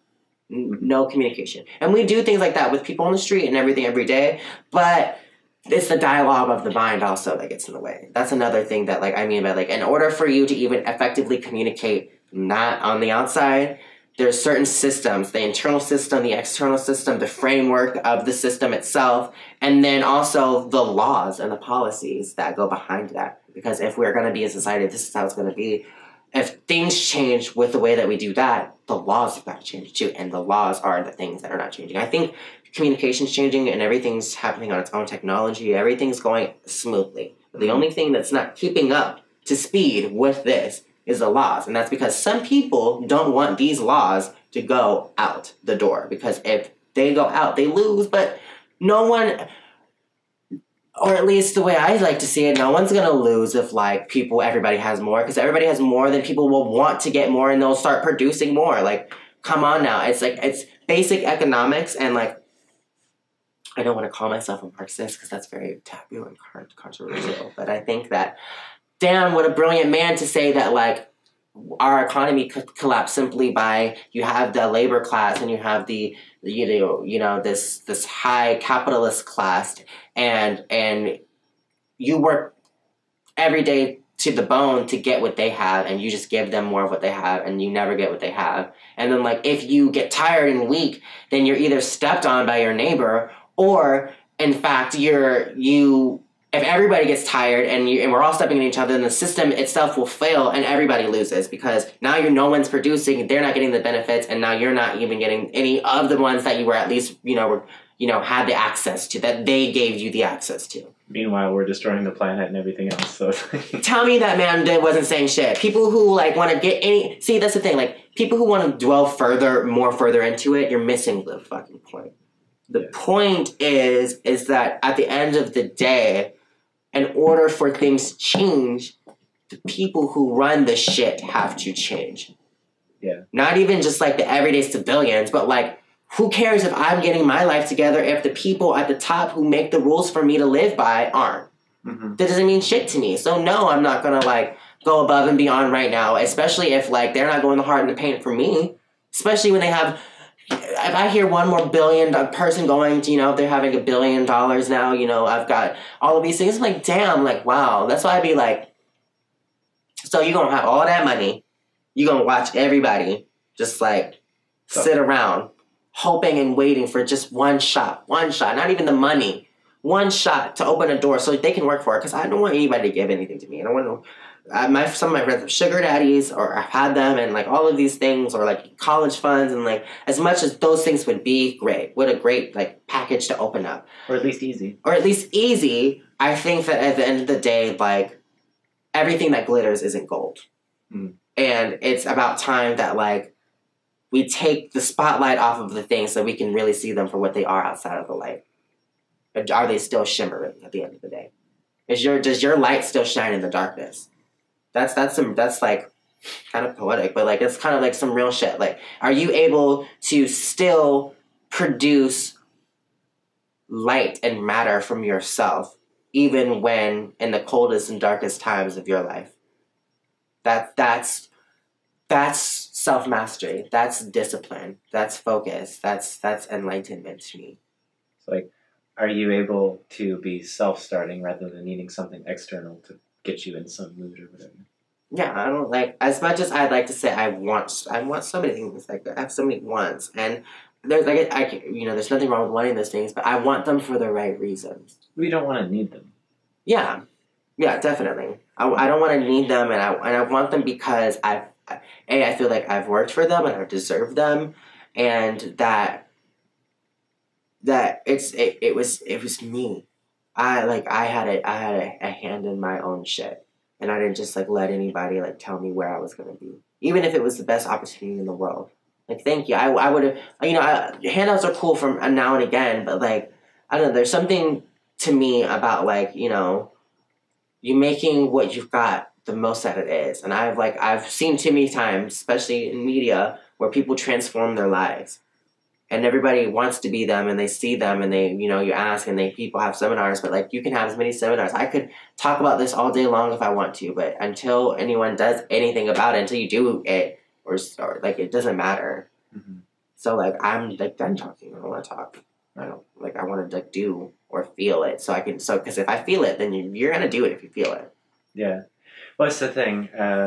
People think that you use your mind, but if your heart's where your emotions come from, nothing really happens without emotion. No one hates anybody without feeling emotion. No one loves without emotion. No one's like passionate without emotion. Yeah. And like, I know that like, I met, this couple out in East Atlanta, and they're both go to Georgia Tech, and I was talking to them about a lot of these concepts and just my philosophy on things, and one of the guys is just not convinced, mm-hmm. And like, I'm taking a persuasions course, and so I get it. Like, I'm not in it for the persuasion. I'm not trying to like convince anything. I'm not trying to get you to go follow your savior. I'm not like, I don't care, because like that's all for you to experience. I have no real big part in that. That should be your moment to do all of that. But like, as I was talking to him, I was very aware of how like I didn't want all of the concepts that I was saying to like get confused. Like, I didn't want to contradict myself. I want to be very clear that like, everything that I say is not finite. It's just all of a process of an interworking system, and they work. And sometimes it fits very well, and sometimes it doesn't. Sometimes racism fits. And it's there and it's real. And sometimes it doesn't. Sometimes sexism is very real, and abuse and dominance and misogyny is very real. Mm-hmm. And it exists, but it also, in a sense, doesn't exist. The ambiguity of life is starting to fade, because now it's just about what's happening. It's not about what could happen. It's not what should happen. It's just about what's going on right now. Totally. And that's another thing. I don't know what's going on. I really don't think anybody does. Terrence McKenna said that it would be nice if we had conspiracies. Like, everyone thinks there's conspiracy theories. Mm-hmm. But the truth is, the higher and higher you go in the social hierarchy, you realize there's fewer and fewer people and nobody's minding the store. Mm-hmm. That's the real truth, is that it's just chaos up there. Mm-hmm. And everyone thinks there's a plan because that feels better, even if it's a bad plan, mm-hmm. than no plan. Yeah, and for myself, I keep battling between, like, if I want to be, like, the star. Like, do I want to take the background and help people and, like their dreams come true and have that be my life purpose, or I want to live out my dreams and do what I can for others when I can, type of thing. Because I think just as much as, like, I believe that influence can be such a beneficial thing. It just has to be strategic. You can't just throw messages out for people to just, like, take it. Everyone, and, like, now these media companies are getting so strategic, and I could work for these companies. I could go in there and come up with some, dope strategic things to get people to just buy and scam in. But, like, that's just something I'm just not interested in, and that's like being out of the market. Like, almost, it's like, you're not interested in doing that. You're not talking money, right? So, but, like, I want to talk money though, like. Let's talk money, because, like, once I get the money, when I get the money, like, don't let me get handed it. Because if you think for a second, if I had the resources, that some shit wouldn't be popping off right now, like, it wouldn't even be a thing. And, like, I would share, but, like, I really, I've been told many times by different guides in my life to just keep your plans, like, to yourself. Not everyone has to know everything. Not everyone has to know what you're doing. Not everyone has to be involved. Mm-hmm. When you need help, ask, of course. But some things, you've just got to just wait. Water it. Let it nurture. Some things are just longer processes than others. And if sat out too maturely, or, in the sun, it may dry out, or too overwatered, it may, ruin it as well. Like, you've got to find a way to keep the balance for your project or whatever you want. And keep it going. So, like, instead of, like, trying to work for one specific goal,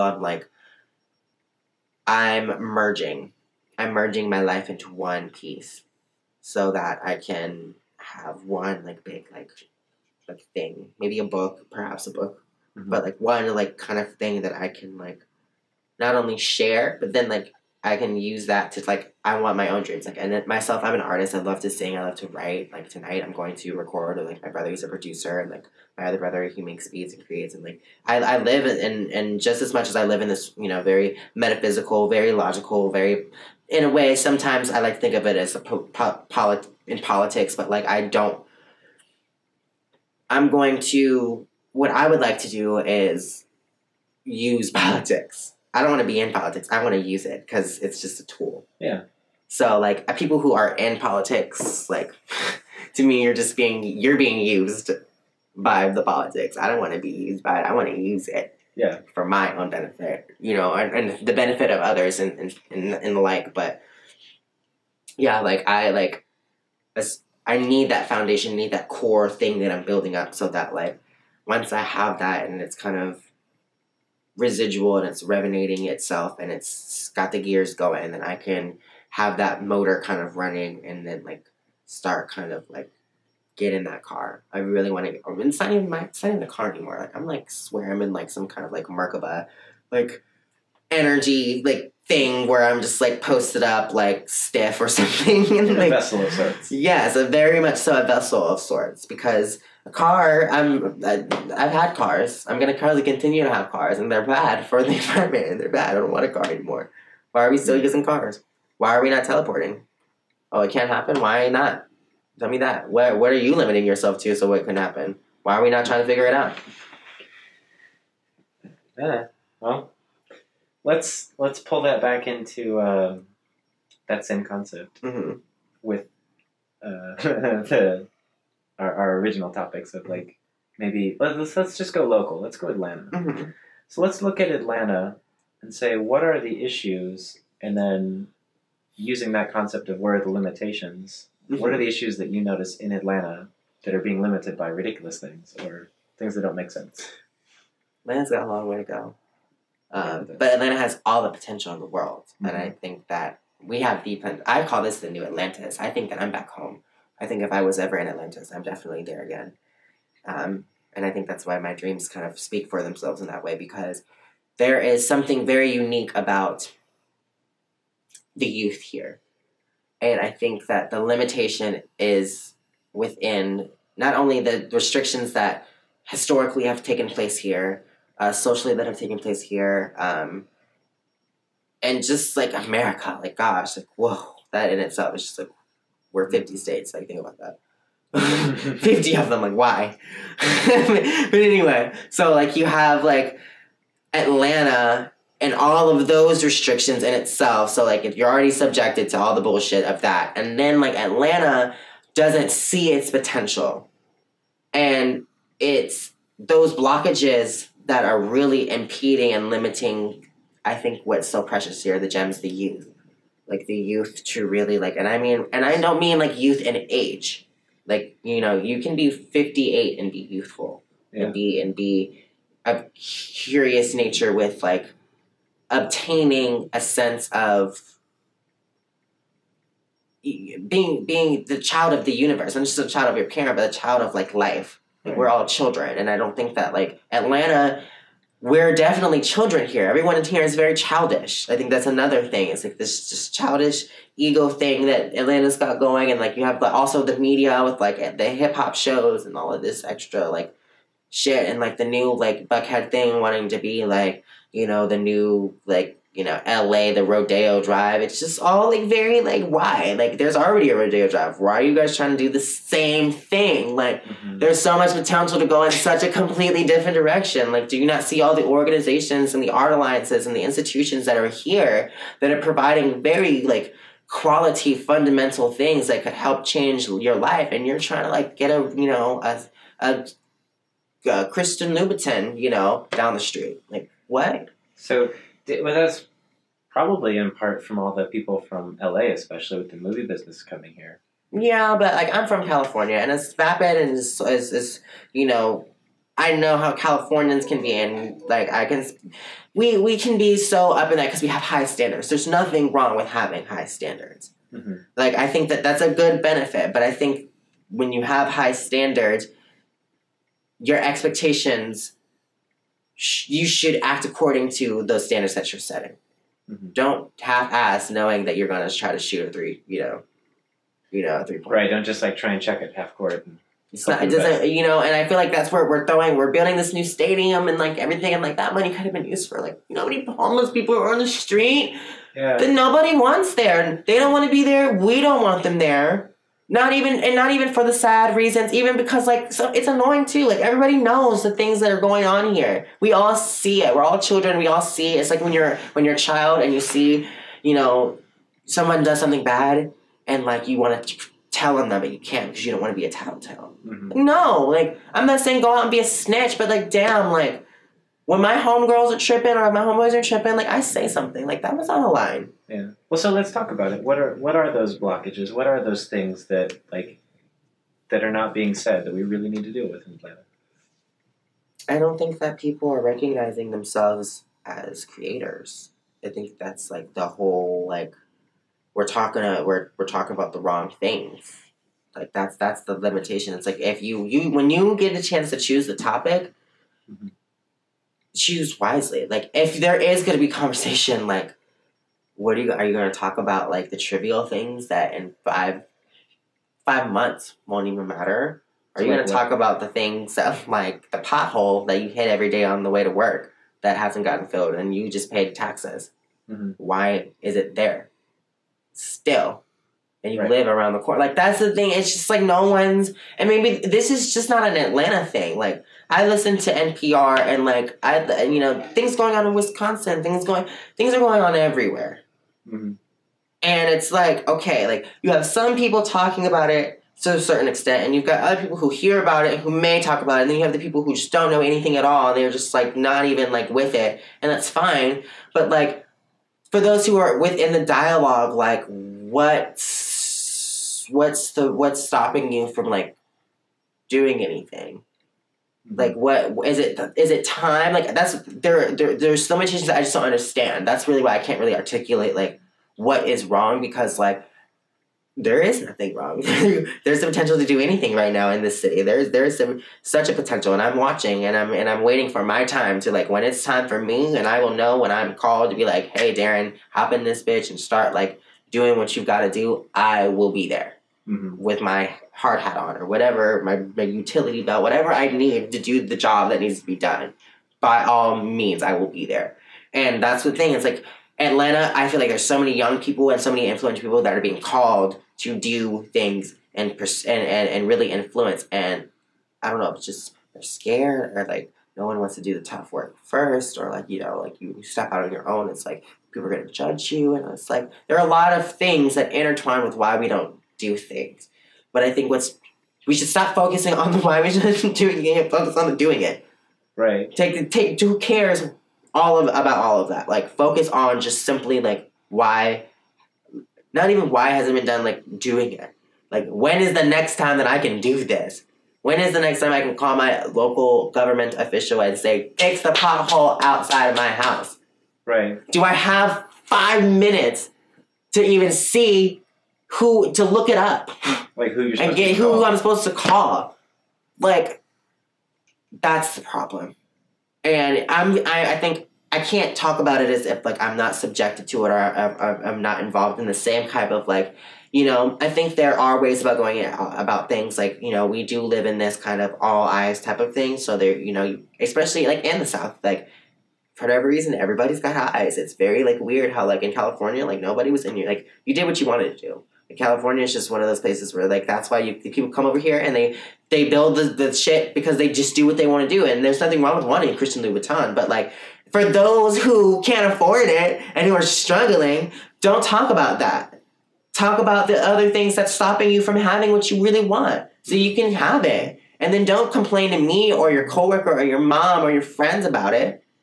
Like, do it. And it's like, that's why I'm like, maybe I keep saying this, like, I don't want to talk anymore.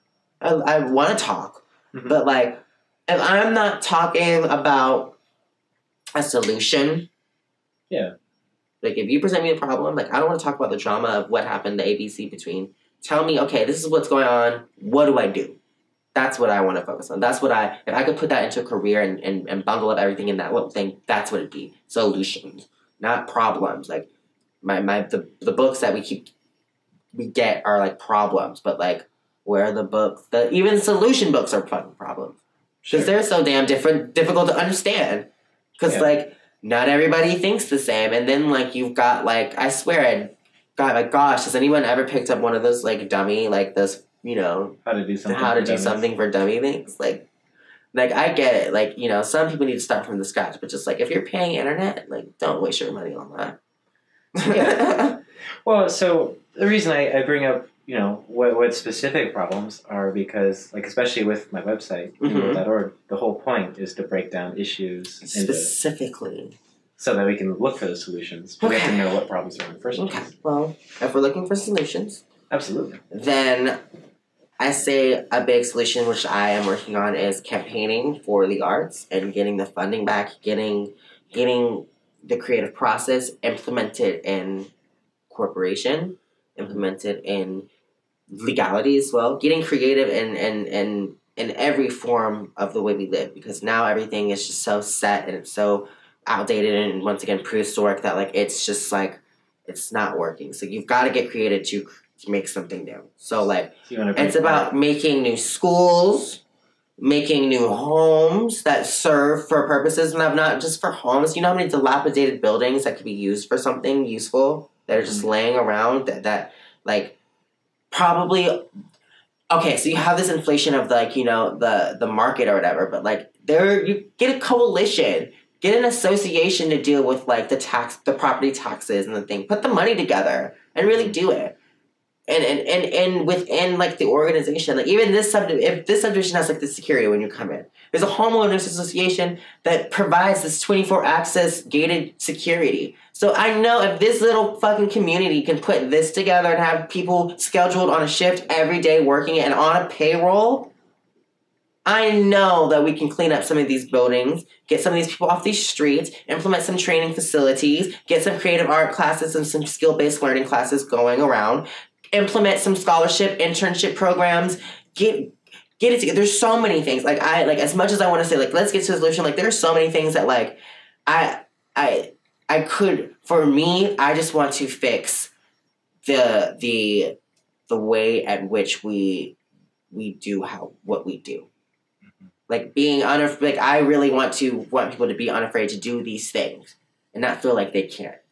Whether if that would be counseling or whatever, like it's just making sure that getting people like soldiers, like getting people in line, not to like serve the government and war and like all of these other things, but to serve like the betterment of the community. Like make your own army, get in there, dig up your own yards. Don't expect for everyone to do something for you. Like that's the thing. Like do something about your life. Don't just like let it take you over. And like I felt like I made myself into such like the damsel in distress, the victim.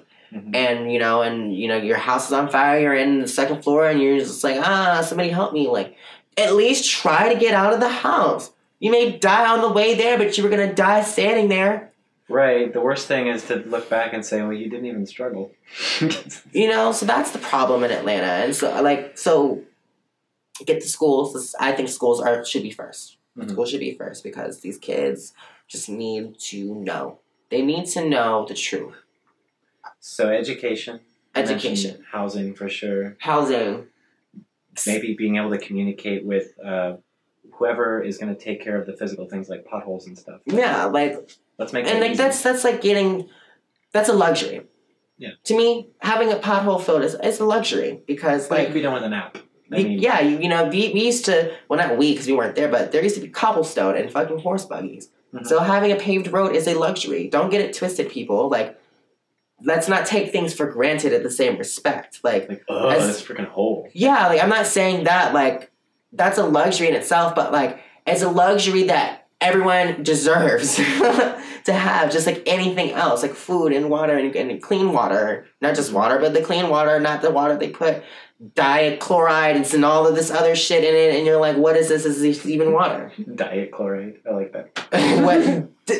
Really? Yeah, like what is it though? They're gonna tell you, you know, the next, you know, I'm hearing about chips. I'm hearing about all sorts of things to fix and correct us.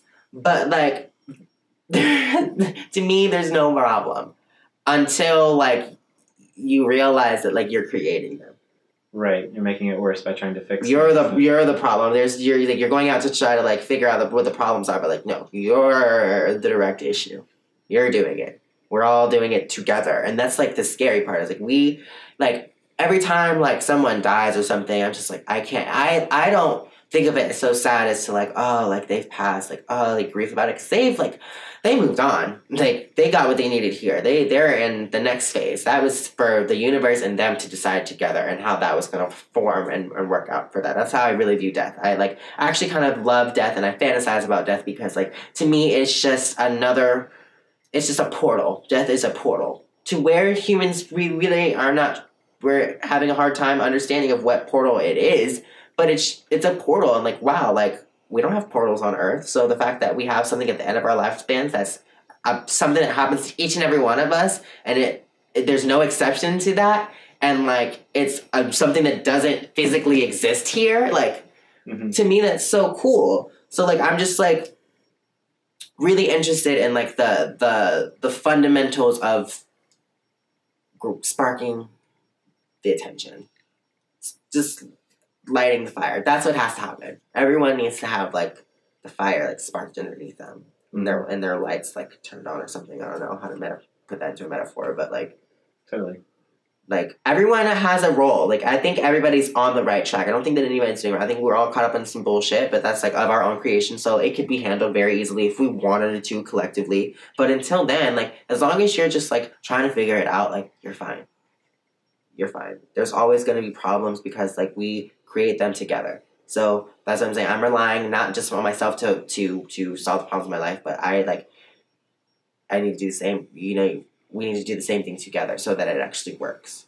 Right. And that's not, and unfortunately, that's just not an Atlanta thing. And I think that, like, as you start in the communities, of course, we should start in the communities, but, like, I'm thinking, like, so much bigger and a little bit more direct. Like, and it kind of goes from, like, hit there almost, where you want, like, people to, like, kind of, like, like, smack them, like, snap out of it. But, like, not, like, manipulate them and, like, and deprive them of things and then, like, whiplash them into, like, being a slave. But it's almost to say, like, did you know you had this as an option? Yeah. Most people don't know that they have, right now I'm working with the Art Place Mountain View. They are in Cobb County off of Sandy Plains Road, and they are basically a government-funded organization by Cobb County to basically specialize and facilitate arts. They have classes, vocal lessons, theater camps. I did the theater camps when I was in high school. It's so weird. In college, on my capstone course, I'm going back to the place that I ended high school with, that I did 2-week intensive drama theater camps with some people that I live with. Like, It's so crazy how it came back full circle in that way, and, like, I'm looking at that type of organization saying, like, people don't even, like, we're trying to do, for Cobb County Parks, we're trying to do a campaign for them and see why people are not engaged and interested in the arts, what's going on sociologically and through the media.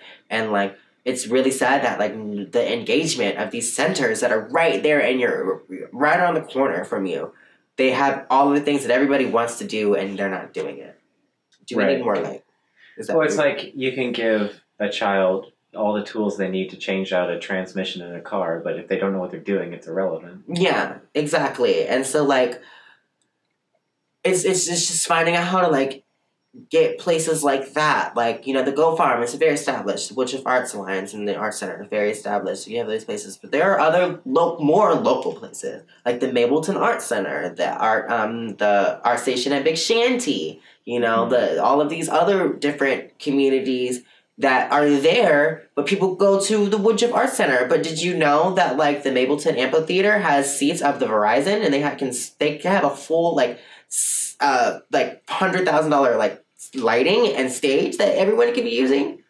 I had no idea. No one knows, and that's the thing. It's like, if Atlanta's gonna do anything, like, if I could do anything for human, just spread the damn word, talk about it. Mm-hmm. You told me about, like, the yoga classes that happen, bi-weekly. I can't even remember the place that they work on the chakras every week on Sundays or something like that. Oh, yeah.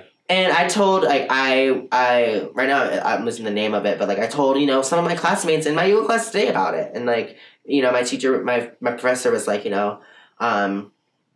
rather instructor, she's instructing me, but, like, she was like, I don't know in many places in Atlanta, it's, like, more of, like, a Western thing, and, like, go up north, they have a lot of, like, chakra-oriented classes. I was like, no, there's some, like, in Decatur.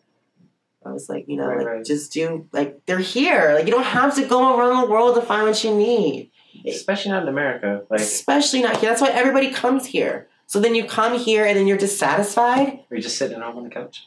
Like, come on now. Cry me a river. Everybody just do it. Cry me a river and, like, let me build my boat. All right. Well, let's shift to the future. This is always one of my favorite parts. Ooh. So I like to kind of see what, if we're just talking, like, the next 5 years, because it's kind of pointless that's even pushing it on, like, what's even reasonable to think about at this point. Mm-hmm. But if you could take a look at what you kind of see based on your perspective happening in the next 5 years, it can be Atlanta or the world or just America or whatever, but how do you see the world unfolding in the next 5 years? I see it crumbling into a million pieces, honestly. I see a lot of suffering before anything gets better. But I also do see a lot of rebirth for everyone, including myself. And I think that it's so necessary, and as much as I'd like to say, I'm going to be, living my dreams, that may not be a part of reality, but on the way that we're going, on the rates at which things of bad energy are growing within society at this point. 5 years doesn't really look too great for anyone. Like, you know, do we continue to let the debt increase? Do we continue to let pollution increase? Do we continue to let our bodies deteriorate? Do we continue to let our relationships, you know, crumble and we don't trust each other? Are we going to continue to let those things happen? Well, like, for me, I'm going to do my best as possible to make sure that's not happening. But in reality, I just want to, no matter where my life takes me, I want to be able to not feel as though I am limited. If breaking everything down to establish that, if that's what it takes to get there to where I'm not limited and where I can think of something, and instead of thinking of all the reasons immediately of like why I shouldn't, I want to live in a world where like I think of something and I have so many reasons to do it. Mm-hmm. And I have all of the things I need right there. And I think that's an active world. I think it's the world that exists here. Like, otherwise things wouldn't happen for people. But I want it to happen on just such a moisturized way, in a way that like everyone's thirst is quenched, mm-hmm. you know, and everyone's really enjoying the ecstasy, the sweet things, the good things in life. Like, you know, suffering is one thing. I think suffering is needed for learning, suffering and desire. You know, we all know the Buddhist Eightfold Path. Not all of us know that, but like if you have an idea that you're like, certain things exist within reality. But at the end of the day, like, I don't expect a utopia. Marxism and communism, that they try to relate that and say, well, he was trying to be communist and say that, like, well, you know, you just basically give everybody the same thing, you shell it out and you ration it, and it's, like, very weak and, like, no. That, I don't think that's what he's saying. I think that should always be something that we should want our evolution to seek, not necessarily our lives. Mm-hmm. We should want our evolution to seek utopia, but not our lives. Yeah. Because if we're living, especially within your root, in your center of survival, if you're thinking about that for real, and you're taking it seriously, you will start to engage, and our DNA is changing right now. You will start to engage in how to stretch what's happening right now, the best parts of it. If you want the best parts of it, stretch it to as far as you want to forget everything gets zapped by the reptilians, and then they forget it again. Sorry, everybody. But we were zapped. Breaking flash news. Or at least that's what very, very, you know, but that's just another conspiracy theory, you know, or whatever. But I'm pretty well aware that there's just no way that, like, there's not something going on. There's no way. Well, there's always something going on. I like, as much as like I love the utopian side of things, I kind of like the dark side. I'm a little dark. Well, you can't. No, you want to go into that? I'm not gonna lie about that. I'm gonna. No, do you mind if I turn this off? Would that ruin things for this moment? No, I think you're kind of dark anyway. That'd be good. Yeah. So there's this concept of. I think we were talking about this a little bit in the car. Mm-hmm. How on the way to that mountain, if life comes from light, like light hits a plant, whatever. Mm-hmm. But there was something before light. It was just darkness. But dark is simply a lack of perception. Mm-hmm. And everything comes from nothing. Mm-hmm. So you have to embrace the dark. If you try and suppress it, just like anything else, it's just your lack of perception. The dark side can be, come on, ladies. You know that dark, mysterious man that's just like, he's got that thing about him and I want him bad. Like, it's that kind of thing. Or even the devil, the devil in the red dress, the woman who's just like, she's got that thing, that mystery, that like sin. Sin is so like, it's like, it's poison to a certain degree, but like, gosh, like, in some ways, I love to sin. I love to do. Because sin isn't real. Sin is only based on morality, and morality is only based on other people. That's not logical. Yeah. That can't be universal, so it's exactly. not real. So that's why, in a sense, I'm unafraid to kind of like, say it in that way and know that it's not meant as if like I like to go around and stab people in the back or like it has nothing to do with that. It has everything to do about the aspects of for me, sin is like the aspects of yourself that like pushes the envelope. Hmm. It doesn't, you don't have to go overboard, but like sometimes like you want to manipulate like your friend to get that candy bar from them because you've been eyeing it on the kitchen counter for a little bit and you want to see like, you know, they've said don't touch it and you're like, well, like just a piece. Just because it's that part of you just like, well, like, yeah, but I want it. But I want it though. Like, what can I do to get? You know, like that's another part of life that like I keep doing. There's another part of life that like makes everything like so exciting. Is that like it's not always so simple. It's not always so, you know, black and white. It's all of it. And if you don't like one thing, you don't like it all. Mm-hmm. Like, there's no way that, you know, you say, you know, strip clubs are bad, but then, like, you have them. No, it just doesn't make sense. And you have some people who are, like, about it and there every day, but then, like, you won't date a stripper. Or you, like, call her a whore or a slut. Like, no. You can't go to the strip club and call anybody anything like that if you're going there and you're supporting it. You should be grateful that it exists if you want it. Yeah, exactly. And, like, I don't like strip clubs. I don't like them at all. I don't think that they're like, I don't think that they're of a good purpose of our bodies. I think our bodies, like, you should see what people, I think it's interesting to see what people are doing with their bodies and how fantastic the human body is and the ways that we can push our bodies to do things. I think that is awesome. But I think the exploitation of the human body because of its talents and things that it can do and you're not honoring it in the way, like, that to me is not cool. So, yes, stripping classes, no. Simply because of the fact that, like, you can't say that you would strip in a class and you wouldn't strip in a club for the dollars. But maybe that's just the sin that they like. We were talking. Yeah, I guess it's all preference, but like you can't convince me of one or the other if you're gonna do one or the other. Like it's all gonna be the same to me because like, you know, you're stripping at home for your man. You strip at home for your man. It's not different than stripping out for people. What makes it? You're doing it. It's an act. You strip.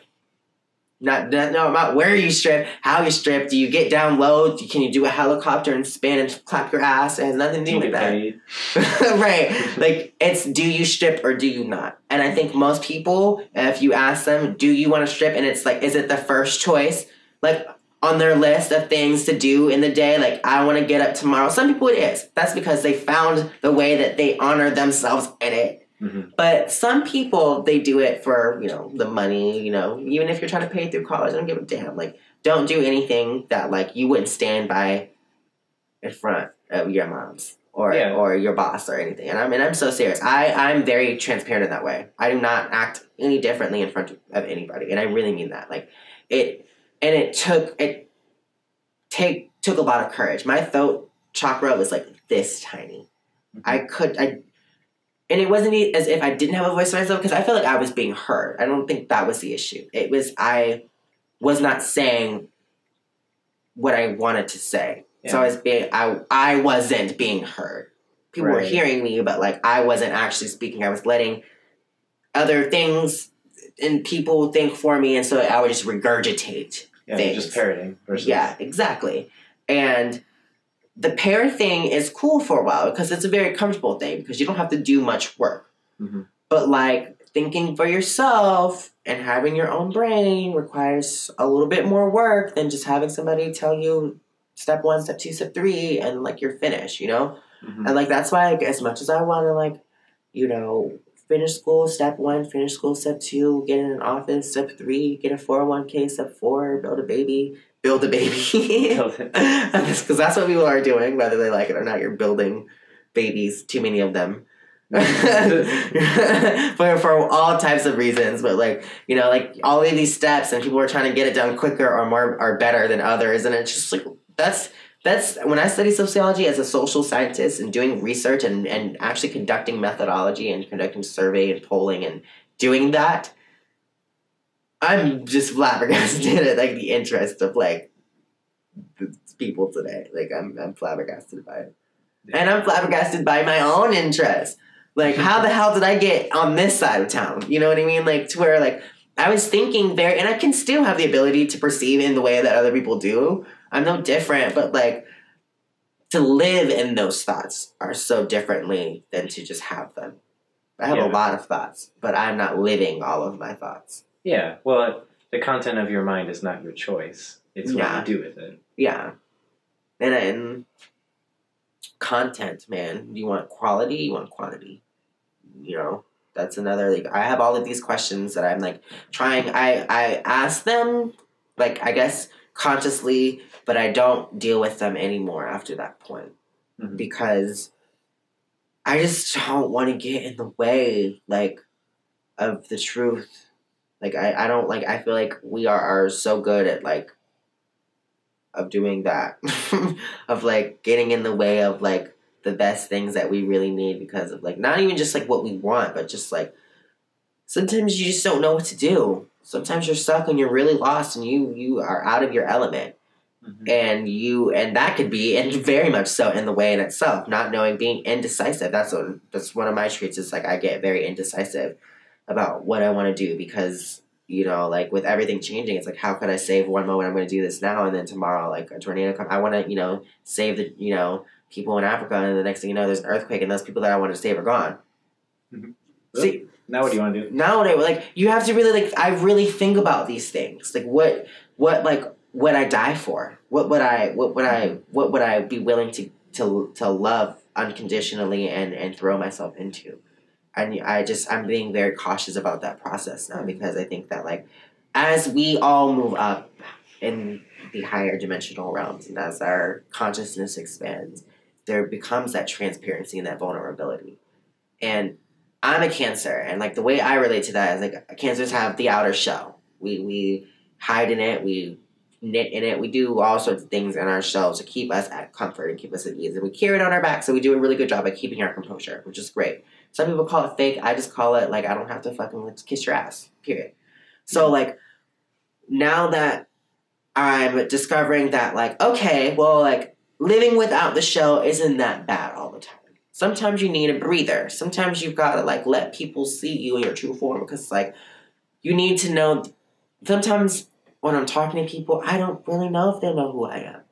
Mm-hmm. And it's just, like, a perception. Like, you know, my coworker who, like, assumed, you know, that I was, just because this past weekend I was so jolly and happy that when I came in on Tuesday, I was going to be the same way. There was nothing wrong, you know, yesterday. However, like, I just was chilling. Like, it was a very chill day for me. So, like, but he was like, you know, like, what's wrong with you? You're normally like this. And I'm like, you're assuming that of me, you know, but, like, you know, of course I can be that way, but, like, this is how I am now, and you're missing it. You're like asking me what's wrong, and you're missing the good. I'm fine. You're missing, like, me right now. If you want to know, like, what's going on, like, this is it. And if this is not good enough for you, then, like, too bad. It's like, this is what I'm giving you right now. I don't have to give you an excuse. And I think I really, like, I got him in the sense where it's like, you know, I don't assume anything of anyone, and I don't assume anything of myself.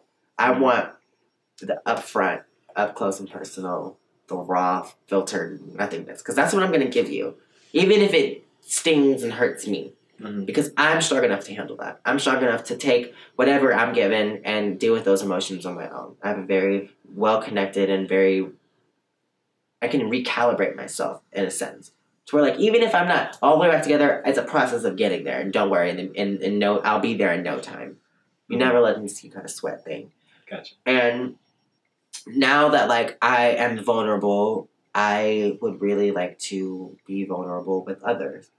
And break down, like, just like now, I love this, breaking down those walls. And, like, you know, as much as I love sitting here and, like, talking and everything, like, I want to send these questions right back at you so bad. You know, I'm trying my best, like, so bad, like, well, what do you think? And, like, you know, like, what are your perceptions, like, of your childhood? And I think we will certainly get there, but I think I want more of that from people. Like, you when you came in and you're like, oh my gosh, like, the lady at the security, like, desk, first of all, they're not even supposed to let you in, like, without, like, getting ID and all this shit. And I'm sure she did that, but, like, you know, you didn't have to call me to get Suzanne's name, who, like, runs this. Like, you didn't, like, my relationship with even the security guards that I live amongst, that I see every day, I'm not gonna pretend like I don't see these people every day.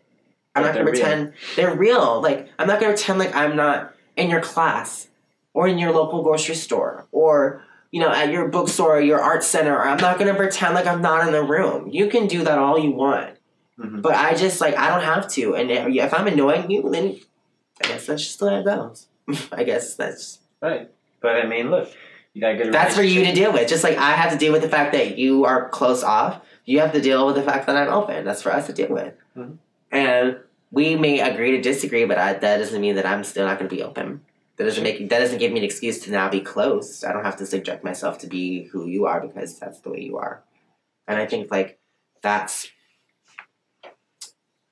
like the very recent, the very new me. Nice. Yeah.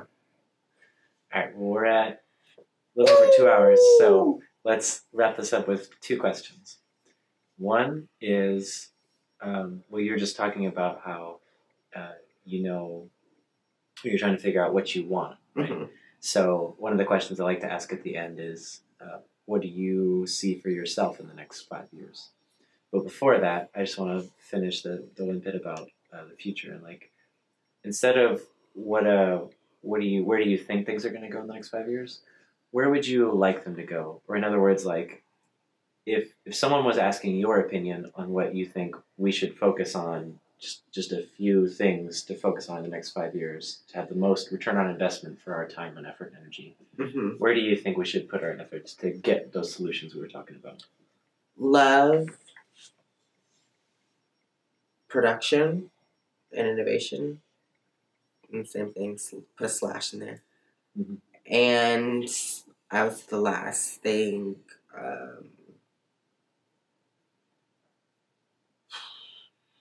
Really, I mean, those are the things that I do. I don't know. Like the last one is like one of those like blank things. Like insert other. Insert here. Yeah, like insert like other answer here. Because like the third thing, like for me, all I need is like a little love and the compassion and just like give me the way to get it out of my body.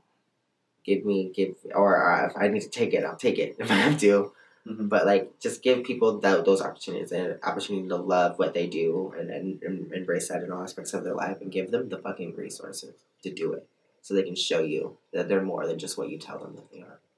Okay, I like that. That's a good answer. Mm-hmm. Yeah. All right, and then where do you see yourself in the next 5 years? Where you'd like to be? If you know.